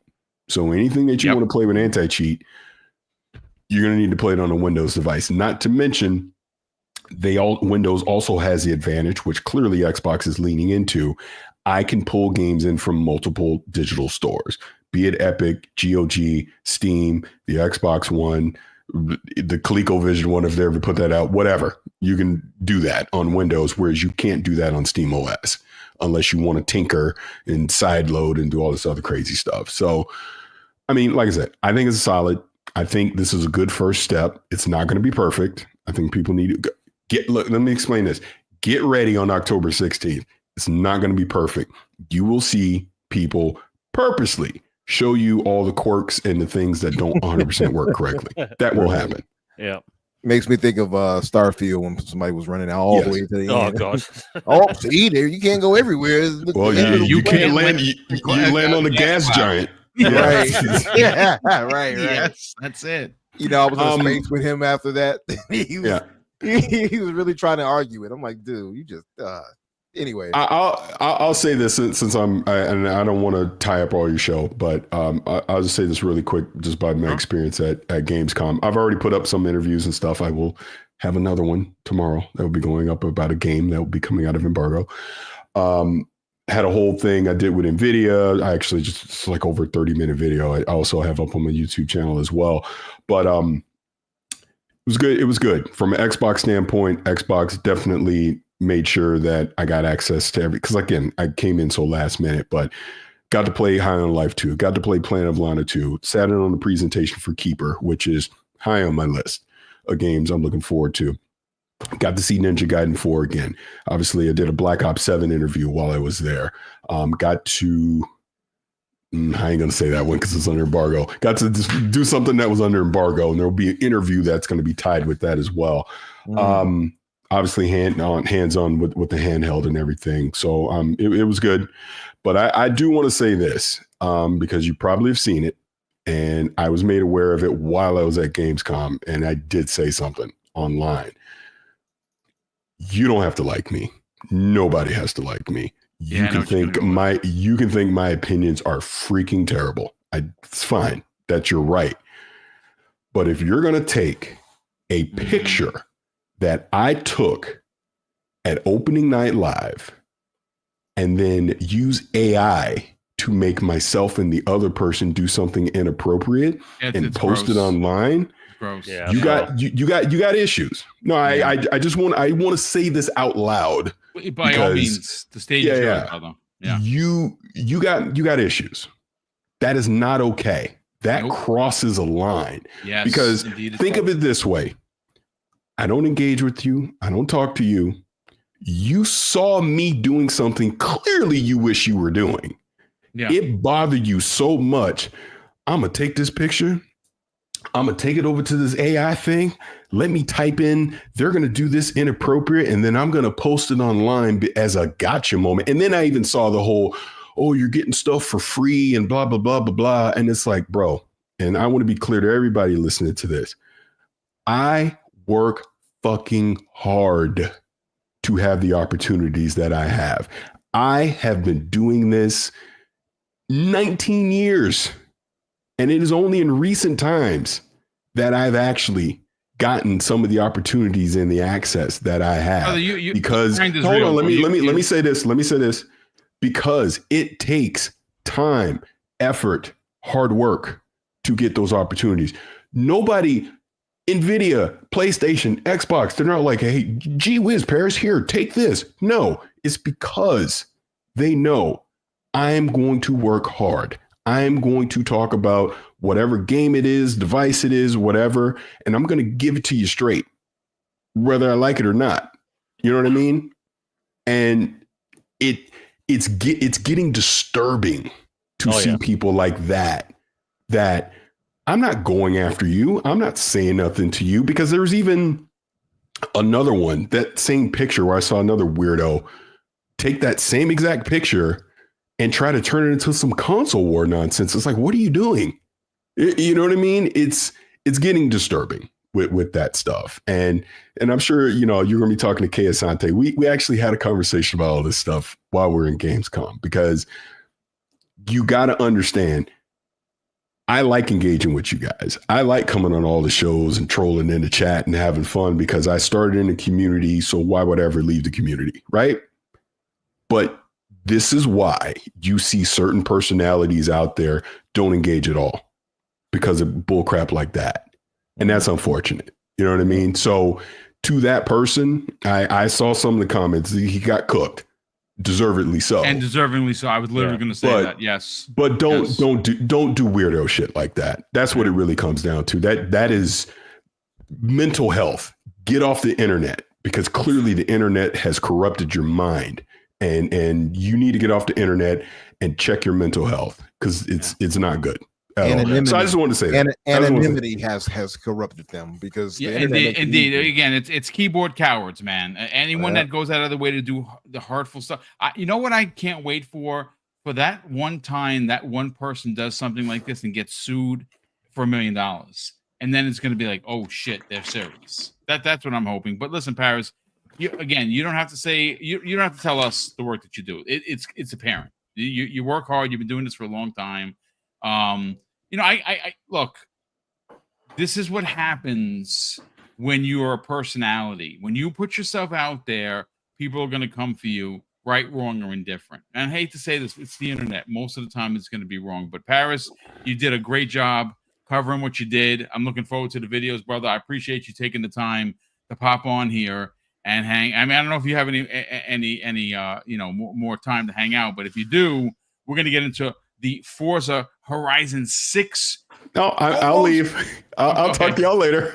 Oh, hey, before you go, though, I did want to ask one question. Yeah. I don't know if you can speak about it. It might be one of the embargoed replaced. Did you get a Oh, chance? yeah. No, it's not. Okay. Actually, I have a funny story behind that. So I'm trying to make it short, but I'm going to take it all the way back. So when I hosted the showcase in 2021, that's the first time I saw it, like before anybody, right? And I go, oh, man, this game looks really dope. So from that point on, I've obviously been talking about it a lot. I know the creative director. I talk to him all the time. And unfortunately, he couldn't come to Gamescom. And again, I was so last minute, excuse me, coming to Gamescom. And by the point, once I filled up my schedule and all that, he was trying to get me into an appointment to actually play it at Gamescom. And my schedule was so crazy, I couldn't do it. So they sent me a code. So I have the game. I've been playing it the last couple of days here at home. Just an early preview build of it. Oh, yeah. Nice. I mean, they put out the announcement yesterday. It's not coming out till spring 2026, which is fine. But yeah. I was lucky enough to play it a little bit last year. Like I said, I've been playing it a little bit now, last couple of days. It's fantastic, man. It's going to be really good. I mean, still some bugs, some tweaks, obviously, but it's looking really, really good. I had a chance, more than a few chances, to speak with Yura, one of the co-founders of Split Cat. That's what I'm talking about. Yep. Good brother. I think I felt like he was probably going to offer me a demo of it, because he was like, he hit me up. He was like, did you play that? And I'm like, no. I'm like, where are you going with this? Because I hope it's going where I think you're going. But yeah, he a good brother right there. Talked with him more than a few times, and hoping to get him like to jump on the show one day for maybe like 20 minutes, 30 minutes after the game drops or something like that, just to talk with him. I'm sure you're probably going to try to have him to talk with him as well, right? Once that happens. Oh yeah. Oh yeah. I mean, once they get to the point of getting towards release, I absolutely want to be able to sit down with the team, talk about him. Again, the game looks great. Man, I saw gameplay of it. It looks phenomenal. Yeah, it's definitely on my high list for sure. Yep. And again, it's been delayed into 2026. Look, let them cook. We already know what they're cooking, right? We already know what the game looks like. We've seen some gameplay. It looks freaking phenomenal. So if they have to spend a little bit more time to make sure this thing comes out perfect, who cares? But Paris, again, brother, thanks so much for jumping in. We super appreciate it, and we'll definitely you and I will be talking soon. Again, great coverage. Looking forward to all the interviews are going to be posting in the next couple of days. And congratulations on the incredible success. No, I appreciate it. One last shameless plug before I do get out of here. Plug away. I got a chance to sit down for 30 minutes with the creative director for The Blood of Dawn Walker. I know that's another high one on your list. Mine as well. Yes. So that interview is up as well. And again, just them being more than gracious, give me some time at Gamescom to talk about it. But yeah, we just sat down on the couch and just hit record and just talked for like 30 minutes about the game. And again, that's on my YouTube channel as well. You can go check that out. But nice. That's a bunch of ex-CDPR guys. They made The Witcher 3. Some of them worked on Cyberpunk as well. And they created Rebel Wolves. And they're making something unique. I think it's familiar, but it's unique. Okay, give me 1 second, guys. Yeah, for sure. I think he's talking about the people in he's doing yeah. But yeah, no, man, I'm very excited for Dawn Walker. I saw some of the gameplay more for that too. Oh, did you get a chance to get any hands on? I guess the last question I'll ask you, because you gotta go. Did you get a chance to get any hands on with Crimson Desert or Crimson? I said it right? Yeah, Crimson Desert. I did not. I actually had an appointment, and then something else came up, and I missed it. So unfortunately, every time I've since the Game Awards, I've had like multiple opportunities to get hands on, and then something happens every time, and I haven't played it. So okay. Yep. Oh, let me say this: a game that came out of nowhere for me that I got to play, that is now high on my radar, Exoborn. Really? It's an extraction. It's an extraction shooter, and we did a session, like a live session with other people out there playing on the net. A lot of fun. Like, it is everything that Marathon should be. Oh, Wow. interesting. I'll be Okay. looking forward to Exaborn. So they're about to do another play test here, and I told PR Australia, like, y'all got to get me in. I gotta play it. Nice. So nice. yeah, Nice. But all right, I will let you guys get back to the show. All right, brother. Well, listen, you're always welcome here. Thank you so much for the insight and the hands-on information, brother. We super appreciate that. Enjoy the rest of your day, Paris, brother. We'll talk soon. Yeah, you too. Thank you. All right, brother. So, ladies and gentlemen, you know what? Again, thank you so much for bearing with me. They finished doing the work. It's done. So now we're going to get back to Mr. BoomStick on the mic, because obviously a big thank you to Jamie Moran, of course, Infinite Umbra, and Paris Lily for holding it down. But we got to get into the Forza Horizon 6 conversation. This is, look, the reality is that we know that it's coming next year, but we are still in 2025. Now, before we get actually into that conversation, I do want to catch up with Super Chats. I mean, there's been a lot of them. So first of all, the member chat, the first member chat of the day comes away of a good friend of the show, Adidas 20. He has been a channel member, ladies and gentlemen, for 31 months. And he says, salute to all and salute to you and the fan, brother. Thank you so much for the generosity and, of course, always being here in the chat. Next up is Chicago brother. Yes, a Chi-Town brother for sure. CKY Halo in the chat, who's been a channel member, ladies and gentlemen, for over a year, 13 months. So, brother, thank you so much for the support. He says, happy Tuesday, be kind and enjoy your game. Shout out to Microsoft for giving me a free Gears of War for PlayStation 5 Pro to do a comparison article. Brother, that is freaking awesome. Nice. Good for you, man. Looking forward to that. Again, if you want, throw your link in the chat. Let people know where they can check that out, because, of course, we're here to support everyone. Aries _EMS in the chat. And, well, of course, thanks to YouTube's changing of their names, it's Aries 78. Folks, he has gifted 10 double barrel gaming memberships. That is ridiculously generous of you. He's done it more times than I can remember to count. Of course, Aries _EMS, thank you so much for the support.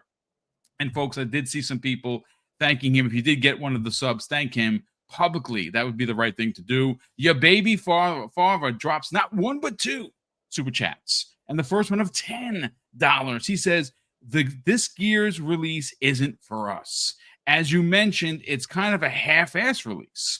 It's meant to introduce it to lifelong PlayStation players and set up next year's Gears. Yeah, I absolutely agree. I think Gears is not only Gears of War E-Day is releasing next year at the same time, because Paris pretty much you've heard him talk about it.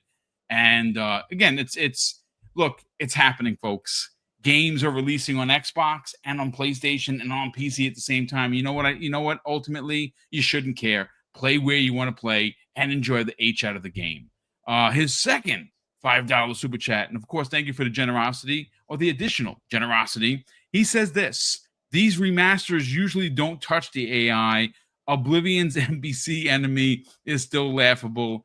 Yeah, it is kind of terrible, but I was kind of hope. Look, I'm at the end. I'm about to fight Ram, and I freaking loved every second of it. I'm gonna by the time I get to run through it again with my brother, I've already had beaten it. So we're gonna probably start playing over the weekend. And of course, you've already heard me tell you the story about me and my brother playing the game. It's like a real super brother personal thing for us. Throwback. I cannot wait to get on it, brother. Yeah, it's gonna be good. I had a question I saw in one of these chats on Twitter. Somebody asked, they said, who do you think will win between Ram and Atriox? Ooh, dude, that's a good fight, bro. Oh my god. I don't know. You're going Atriox. I think Atriox would destroy him too. Yeah. Being honest. Oh, yeah. I mean, just knowing how He-Man handled Chief. That's the only reason I would say it. Yeah, he kind of punked Chief for sure. But Ram is a monster now. He is, and he was in Killer Instinct 2. I mean, Killer Instinct, I should say. I wish he was in Killer Instinct 2. That means we'd have a Killer Instinct 2. We don't really have one, but and I agree, your baby father. It's a shame, because the same terrible AI for your like Dom. Obviously, you're with Dom most of the time. It's bad, man. It's like he's always running ahead, going down, and there's other times where he's just kind of standing there in the corner. you know what it is? I was hoping for a fix, because what's going to happen is people from PlayStation are going to, we know what, we've all played this game 10 times over. I've beaten Gears of War 1, Jesus Christ, 25 times at least, and I think I'm undershooting myself by the number. I freaking love the original, and I play it all the time. But yeah, man, it's going to be fine, folks. People are going to enjoy it. Maybe they could throw a hot fix in there, because people are going to complain about it. Maybe they could do something. I played Gears so many times. I remember playing it before it released at this movie theater here in Chicago on Illinois Street, and oh wow, on a big screen. They had the guys Michael. I forgot it. I know. Only person I remember is Michael, and I saw an image of him actually in a steel bookcase that we had. I was like, oh, there he is. He showed the team. I'm like, hey, that's the guy. His name was Michael something. I forgot. And they had us all like going against each other in the trenches and everything. It was something to remember. It was special. So yeah, that definitely sounds special, brother. But listen, let me just catch up with these last couple of super chats, and then we'll get right to the topic, folks. And of course, the next one on the list is from Do You K Now, the Broke Boy Insider. He drops not one but two $5 super chats. The first one, he says, I was actually planning on getting Silent Hill F. I'm still getting that. Oh, so okay. So he says he was going to get Silent Hill F and Chronos on PlayStation. Then he saw that both of these games are Play Anywhere titles, so I'm getting it on Xbox instead. Yeah, I mean, I think that is going to be a massive contributing factor to people buying an Xbox, because Play Anywhere is legit. Yep. Like, that is a big freaking deal. 100%. One of the other things, I saw some other game that was like that. I said, as long as Microsoft continues that Play Anywhere for these titles, I'll buy it on Xbox. It makes sense, because a perfect example, and we don't have time to get into it, but when you think about people leaving Xbox, right, for PC, for instance, that's not a problem, because their collection comes with them, right? Most of the stuff is dual entitlements. Not everything, but most of the stuff is. Where you run into a problem with PlayStation, guys, is their PC releases are separate from their console releases. Almost every one of them is that way. So if you bought Spider-Man 2 and you're like, you know what, I'm leaving PlayStation because they put Helldivers on Xbox, well, you're gonna have to buy Spider-Man 2 again. It's so, again, this Play Anywhere thing is super legit. Before I get to your second super chat, Will, he says we have Mac22 in the chat. So Mac, great, thanks so much for being here, brother. Super appreciate it. And my footage is paused. It says Paris never apologized for being a hard worker. Indeed. And he puts the work in, folks. And if he didn't, he wouldn't be getting the invites he does. That's just the reality of it. And people are hating pieces of you know what. I was gonna say POSs, but yeah, same thing. People are gonna hate. People want to be in the same position, but they don't want to do anything to get there. They just want to show up and be like, "Hey, man, I'm here. Give me the corner office. Give me the front parking spot, and give me the 6 figures." And they've done nothing. That's unfortunately the reality of this generation. But Will the Broke Boy Insider's second $5 super chat is this. He says, when I see a person do something like that to Paris, I just throw up the psychological definition of projection in their chat. Yeah, I mean, look, it's people are just disgusting, and ultimately, these same people that do these egregious things would never do that in front of Paris. Paris is a big old man, and he will knock the shit out of you if you came up to him and you rolled up on him and talking that kind of mess. And you know what, he'd be right for it. So, again, it's nobody wants to go to violence, but sometimes people bring you there. And when they do stuff like that, it's just cowardly. It's just disgusting and cowardly. And be better. That's all I can say. But look, gentlemen. Yeah, and who would want, they wouldn't want that done to them? Like, of course not. And if you did, it'd be a 5 alarm fire. Yeah. Exactly. How dare you? As I know, it's a played out thing to say. And shout out to Cole. Do on to others as you do. Yeah. Yeah. Yeah, it's a page right out of the good book. But people are going to be people. But chat, gentlemen on the panel, we got to get into Forza Horizon 6. And look, the truth of the matter is that I don't think I personally could have painted this picture as we see it. There is a Picasso about to potentially be put on display. I'm not a marketing manager. I don't have a marketing degree at all.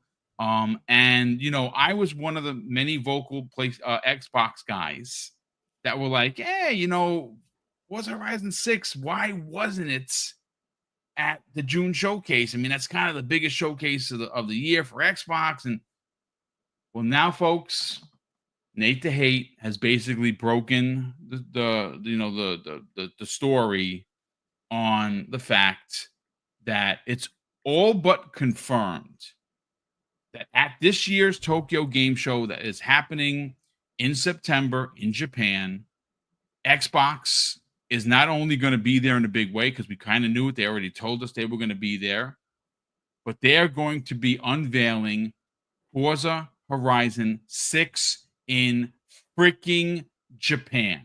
Now, if you remember last week, we talked about it briefly on Primetime Gaming, where someone had posted on IG or Instagram, for, of course, the old men like me, that they were in Japan and taking photogrammetry of Japanese cars. Now, that has some pushback. Some people are like, well, they kind of, the Japanese cars in there, and it's probably just standard fare. And then, of course, you have, Umbra, this story from Nate the Hate. And basically, he said, unless there is a massive pivot, you can expect that at this year's Tokyo Game Show, Forza Horizon 6 in Japan, something that every fan of the series has been asking and pleading and begging for, is ultimately happening.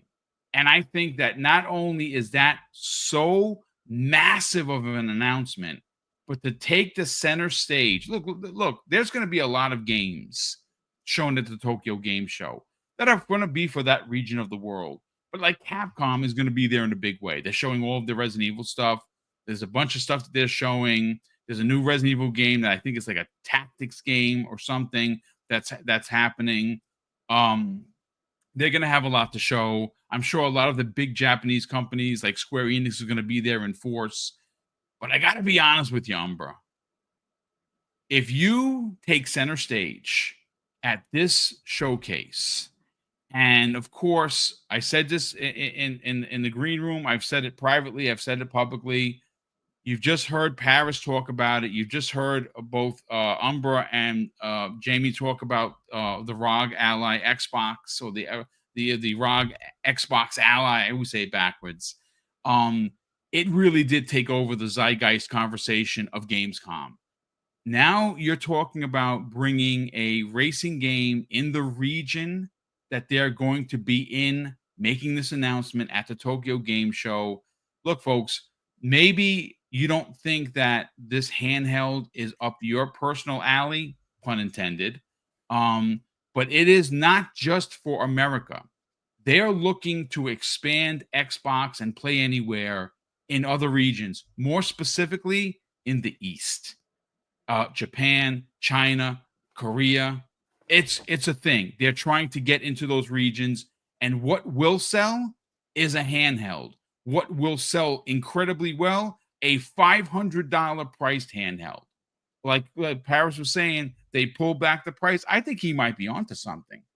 But bringing it all the way back to Forza Horizon 6, do I think this is going to be a multi-tiered release? I absolutely do. I think it's day and date on PlayStation, Xbox, and on PC. And you know what? Good for everyone, because that's a game that by end of weekend, 10 million players, and it's going to sell like ridiculous hotcakes. I want to get your thoughts on this. How big of a deal, Bambara, do you think Forza Horizon 6 going to Japan and being announced at the Tokyo Game Show? Oh, I thought you had more to add to the end of that. No. Now, like, I think it's a pretty big deal. I feel like, one, I got to give credit to Xbox on properly plotting out their content. If you're going to have it where they had their summer show to show everything they showed, then they had things to show here at Gamescom, and now they're going to have that specifically for Tokyo Game Show. I just got to give them credit for balancing out their IP properly. It's kind of funny thinking about where they've come from to where they're at now in that regard. That will be very monumental. 2012, y'all. Forza Horizon came out in 2012, the first game. Fans have been asking for Japan as a location since 2012. Yep. Like literally. So this is years in the making, if true, and I will say it seems to be the case from Windows Central Gaming also having documentation that Nate the Hate backed.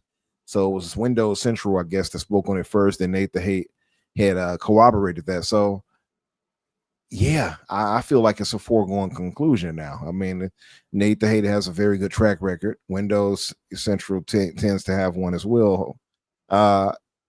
So going from that to having actual locale in Japan, something most of us have wanted for a long time. They also did have some in Forza Horizon 5. They did get some more official car parts and such from Japan officially put into the game as well, probably alluding to like where they were headed with that. And I guess the whole rumor started from the guy taking pictures of the key car, the key car out there, but they've been in past games as well, so that's not a confirmation. But if Nate the Hate and Windows Central, both of them are saying it, I will take that with less salt, I suppose, than other times. I'm inclined to believe it. I don't know how massive it would be. What I will say is that I appreciate that Xbox is spreading their gaming content around for more than just the summer show. Like and I've said this before. I said Xbox, if we didn't have Xbox to talk about, we wouldn't have nothing to talk about in gaming. And that still remains true. Yeah, I agree. So like they carried last year, they're carrying this year as far as and they're going to kill it next year because it's the 25th anniversary, and 25th anniversary. So much like you said, Boom, I'm of the mind now, hey, they've already brought Forza Horizon 5 over to PlayStation. I get some people, because I did see somebody was saying like, I wouldn't want them to bring it over because it's the 25th anniversary. I mean, I want $1 million, but that's not going to happen. So like I'm sorry to say it. It makes no sense for them not to bring it over at this point. They already brought over 5, so they're going to bring over 6, and I bet it is day and date as well. I agree. There's no reason for them not to now at this point. More people to play the game, more people to buy the game on PlayStation because they got a taste of greatness now with Forza Horizon 5. And we know how big PlayStation fans are with Japan in general. Yeah, I can see it doing extremely well. I'm all for it. I can't wait to see what it looks like. I'm also interested in seeing because one of my theories is with the whole situation that happened with Turn 10 is that there will be some type of fusion, if you will, that they will, right? Like they'll probably try to fuse in a sim aspect as well as an arcade part of Forza Horizon, so that you can have them like maybe a real racing circuit, and then actually get back to the arcadey style that the playground would put into the game. Obviously, I wonder if they would do something like that. I don't know, or will they just be kind of brought into the salt mines like the ABK teams have? I hope that's not the case, because Turn 10 is quality. It's just sad that they're going to be diminished to that point. But yeah, man, I'm super excited to see what they show us, and that's September, right? For the Tokyo Game Show. Yep. Yeah, but we're not far away, so we'll see. I believe it. If these guys are saying Nate the Hate has a great track record, so if he's and so does Windows Central. Like I said, if it's just one or the other, I could see where people would be like, I don't know. But I think both of them, obviously, I saw the story from Windows Central, which again I will add to the show notes if you want to check it out, and I will also add Nate the Hate's tweet. So if you want to click on it and make a comment, you by all means you can. I think it's brilliant, and I think it's it's an easy layup, man. It really is. Like, if you're going to announce the next Forza and it is in Japan, why wouldn't you take an opportunity to announce it at the Tokyo Game Show? Like, and again, folks, this is marketing 101. And even though I didn't think about it, and the people that make the big bucks finally did something out of the box, I think this is a brilliant move. It has to happen first. And I believe, Nate, I also believe Windows Central. Yeah, that's where I'm at with it. Yeah. Super excited, though. Super excited to see what they show us. I mean, I've been a fan of Forza Horizon. All of us have before, like I said, since 2012. So I Playground, to me, I don't know if they can do wrong. I expect great things from I don't even worry about them. That's why I'm not even worried about like Fable. I'm like, yeah, I expect great stuff. I don't know when we'll get it, but I expect great things. So I'm not. They've earned enough trust that we know they're going to deliver something great at pretty much every time. So yeah, looking forward to it. Well, it's going to be very interesting, and it's going to be, again, we're here for it. That's what we do. We all have shows, and we're going to be talking about it because, again, September is right around the corner, and so is the Tokyo Game Show. But Jamie Moran, before we get to outros, we got to get your hot take on this because, again, look, if there's anything to say about Forza Horizon, and more specifically the series, is that it has dominated the conversation of arcade racing. Over 50 million people have played the game across Xbox, both, X and S, and PC, as well as the newly found audience on PlayStation 5. It is really something to be said that the best-selling game on PlayStation in 2025 is not one of their own first-party games. It is a 4-year-old racer that still looks and plays like it came out yesterday. And that is a really big deal. So, of course, this falls in line with the multi-plat strategy for Xbox. And, we had no idea how quickly or not they were going to get to day and date on Xbox and PC and PlayStation. And this is one of those games that just makes sense, right? Like, it just makes sense. They want to make maximum money. Like I said, I don't care how much they make. You put it into my service, and I can spend $30 to upgrade to the $100 edition. It's a winner chicken dinner for Boom. If you buy it on PlayStation and that's your console of choice, congratulations, you win too. If you play on PC, you're winning even more because your Game Pass is even cheaper. So no one loses here. The only one that loses in a situation like this is, of course, the internet a-holes, the trolls, and the console warriors. But again, I think that this is brilliant. I hope it does happen. It's going to be a moment. You've seen a lot of big moments for all of the platforms.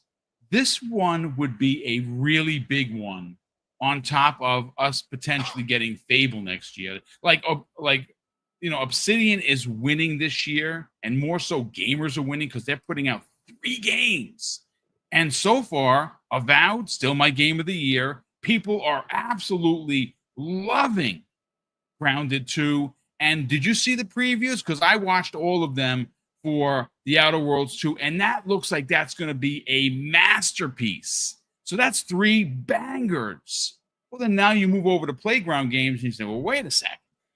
Playground Games is no slouch. Not only are we getting Fable, which, by the way, looks amazing, we're getting Forza Horizon 6 potentially in Japan. Holy shit, did gamers win? Get your thoughts on them announcing it at the Tokyo Game Show. I mean, it makes sense. Like Umber said, and like we've all been wanting, Japan has been like probably the most requested place for Forza Horizon to be set. And, you have to look at car culture. I think that having it set in Japan would change things up a bit because you're going to have, nighttime races, you're going to have neon lights everywhere. And I think, a lot of Fast and the Furious fans, myself included, are wanting drifting, right? We're wanting really cool drifting mechanics, street racing at night, right? I think that's what they're going to aim towards, and having it announced at Tokyo Game Show, it just makes sense. You're going to cater to the gamers that live over there. You're going to cater to a majority of, I want to say, game journalists that have an unhealthy obsession with Japan. So, because we all see it, but a lot of people have been wanting this for a long time. I think that it's the perfect place to show it off. Again, like Umber said, like I think if you go back a couple of years ago, Microsoft would save basically every announcement for their summer showcase. That's where the whole wait till E3 came from, because we would have to literally wait till E3 every year to get every announcement. Now, thankfully, Microsoft separates all of their announcements with months in between, and it's something else to look forward to. And last year Microsoft had a pretty decent presence at Tokyo Game Show, but it was mainly about getting Japanese games on the platform. There was a bunch of cool games announced there, so I think it's this time it's their turn to show something off for them. It could be really big. Forza Horizon doesn't get enough credit. On Xbox and Xbox and PC, it had over 40 million players, right? 40 million players, and then when I went to PlayStation, it's over 50 million now, right? It's a damn good racing game. I think the only thing you have to think about, and I've mentioned this before, is that Microsoft tends to pull the license for Forza Horizon like every four years, right? And my theory for the longest time is that this is them putting it on PlayStation is obviously going to get a bunch of money, but like we don't know how long the license is going to run for this game. Did they extend the license for this new for the PlayStation version? We don't know. For all we know, they could pull the game from the PlayStation Store next year. We just don't know. And then they'll be coming out with this brand new fancy one set in Japan. Either way, it's going to work out well for them. Like this is probably going to be the best selling Forza Horizon, because if it is on everything, it's going to sell day one. But also Japan, again, people have been wanting Japan since 2012, right? If they do it right, it might end up being one of the biggest racing games of all time. If you have, like, I think Mexico setting for Forza Horizon 5 is perfect, but I think something has to be said about setting it in Japan. Nighttime races, drag races, everything, right? So I think it's good that Microsoft seems that they're going to announce it there. It's only about a month away. But if the rumors are true, it's going to be really hype. I think a lot of people are going to love it. Yeah. I you know what? Again, I don't care what brand you're a fan of, right? It could be all three, or it could be one or the other. But you gotta just moments like this, and again, folks, it's a rumor. It's a rumor that has been corroborated by many people. I've talked to a couple people behind the scenes that I can't say who I talked to that think this is real as well. So, again, hearing Windows Central's theory on it, hearing Nate's, my own connections, it sounds like it's like legit. And I kind of feel like this was a bit of a control leak to kind of get people excited. Folks, this is a moment, man. And it's a moment that I think can be celebrated by all three platforms. If you're an Xbox guy or girl, awesome. If you play on PC, even better. If you play on PlayStation 5 and you just got a taste because you weren't an Xbox person, you're not an Xbox player, you've heard about Forza, you've seen the video, it's like, and now you're playing it and you're like, my God, this is the greatest thing. This is, a come to Jesus moment for you for racing games, right? If you get Forza Horizon 6 day and date on your PlayStation, guess what? Celebrate it. If you're an Xbox player, celebrate it. If you're a PC player, celebrate it. This is one of those gaming moments that you just have to smile. Like, you just have to sit back in your chair and be like, wow.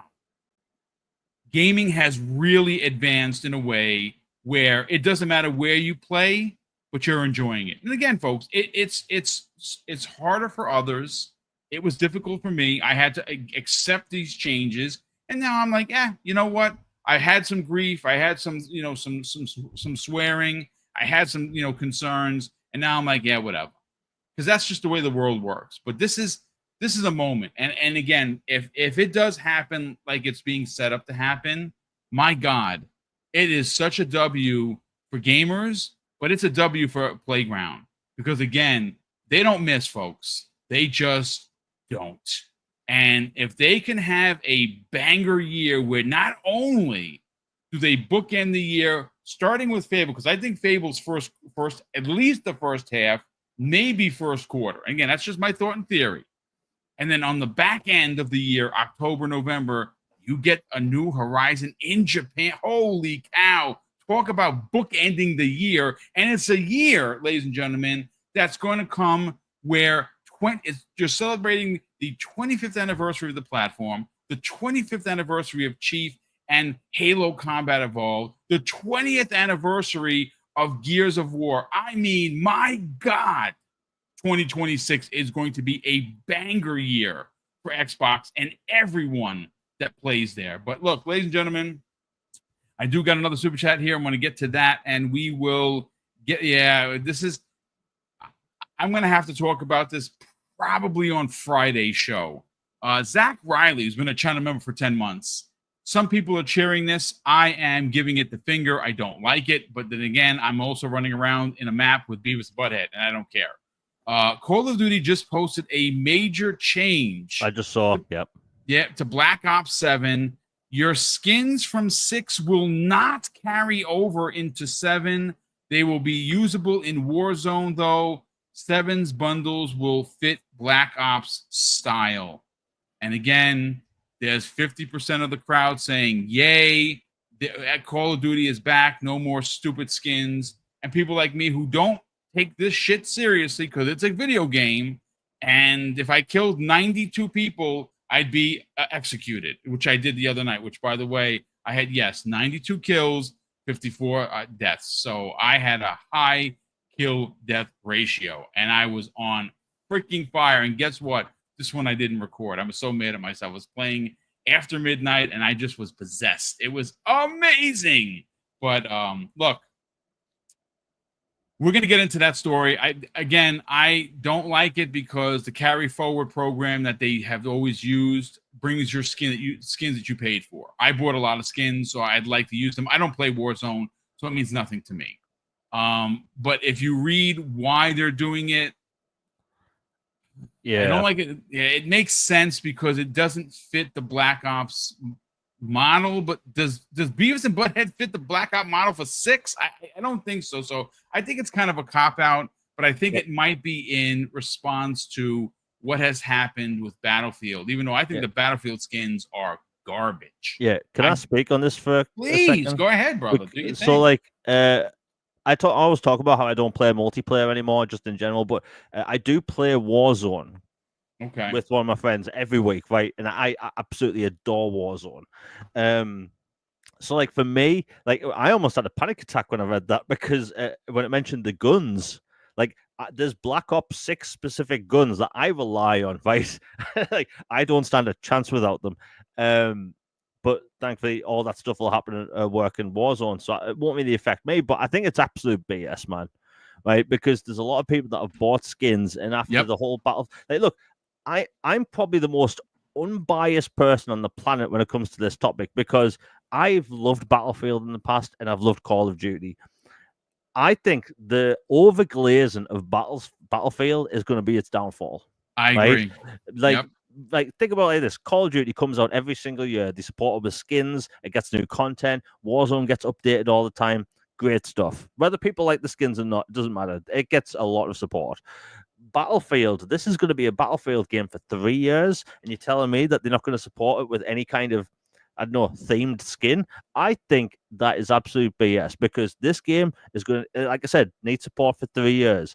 So you tell me they're not going to come out at some point with a Dead Space style skin or an N7 armor style skin or Mirror's Edge stuff, right? No, because how many different types of camo? I've never been in the military, right? So I can't really say it, but how many different kinds are there of beige? They're all boring. Yeah, beige camo armor, right? Like, I don't know how they're going to support the game with the battle pass. Like, at least with Call of Duty, you can say, oh, this is a bit over the top, but at least it's entertaining. Right? And when I'm playing Warzone, guess what? When someone's dressed up as Beavis and Butthead, those are easy targets. Targets, right? You can see them from a mile away. They look like a Christmas tree. But, like, this is telling people that, hey, going forward, you shouldn't buy our skins. because they're catering to this Battlefield audience that are saying, hey, let's make fun of this game because of its Beavis and Butthead stuff. And I get it. The Beavis and Butthead stuff, it does look a bit silly. It is. But when people are forking out sometimes £25 for these skins, like the Ana de Armas skin for the ballerina, that was like £30.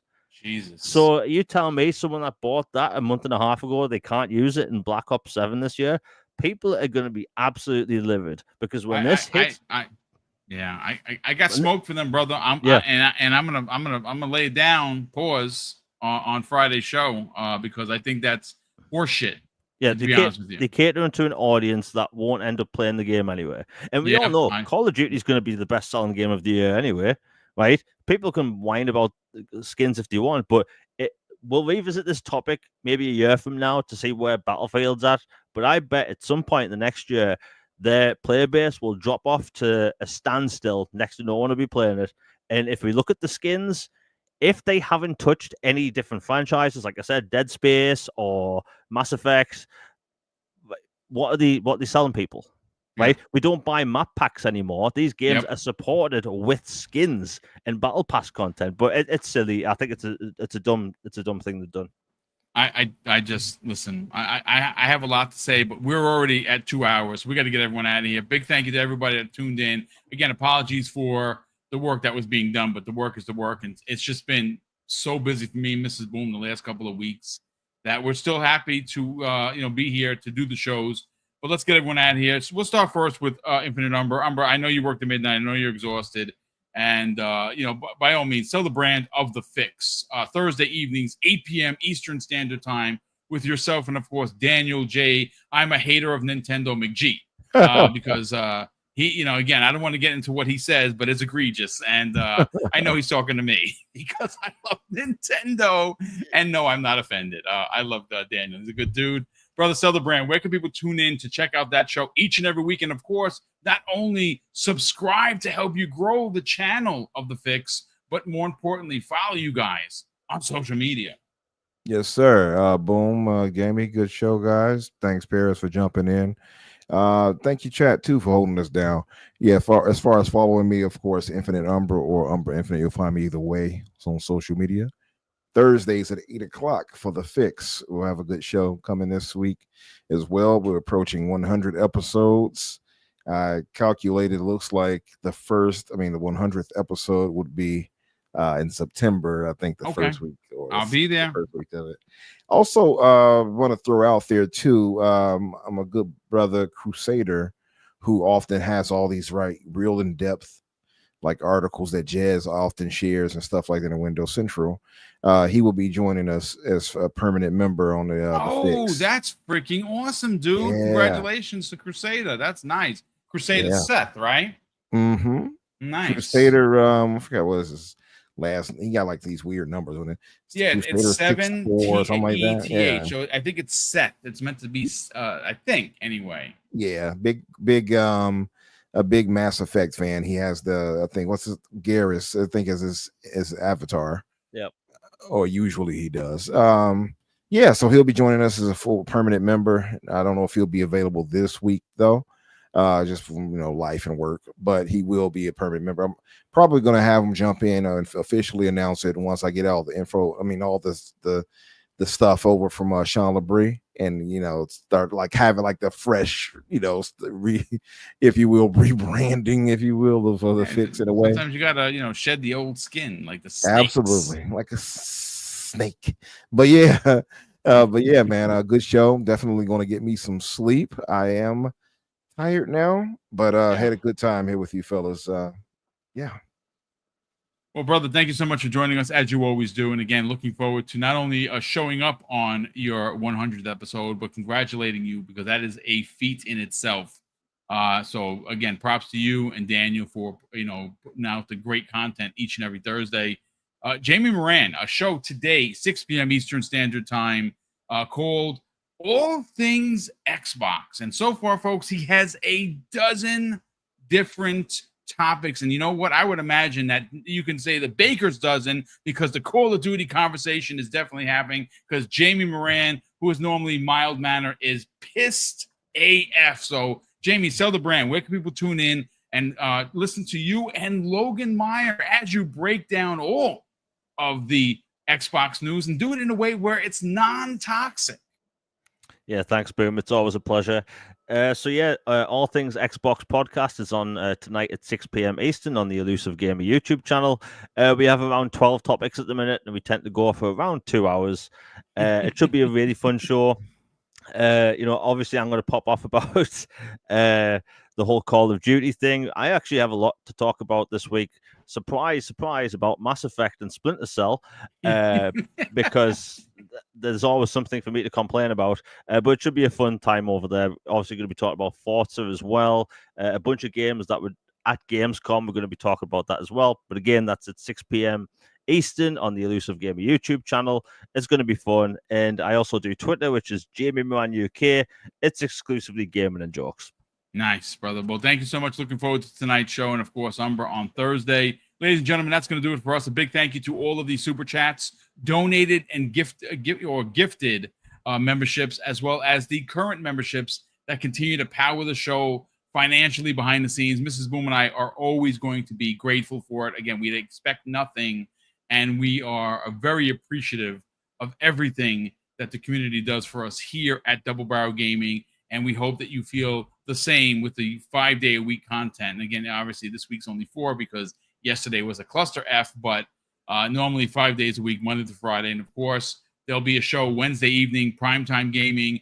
Everyone is back. We'll have myself, Kay Asante, and of course, Hargeet Chani to talk about some handheld conversations, as well as, some of the other things that I want to get into Replaced. I'm very excited for that game, and I know that Kay is going to have a lot to say about that, as well as, of course, the ROG Xbox Ally.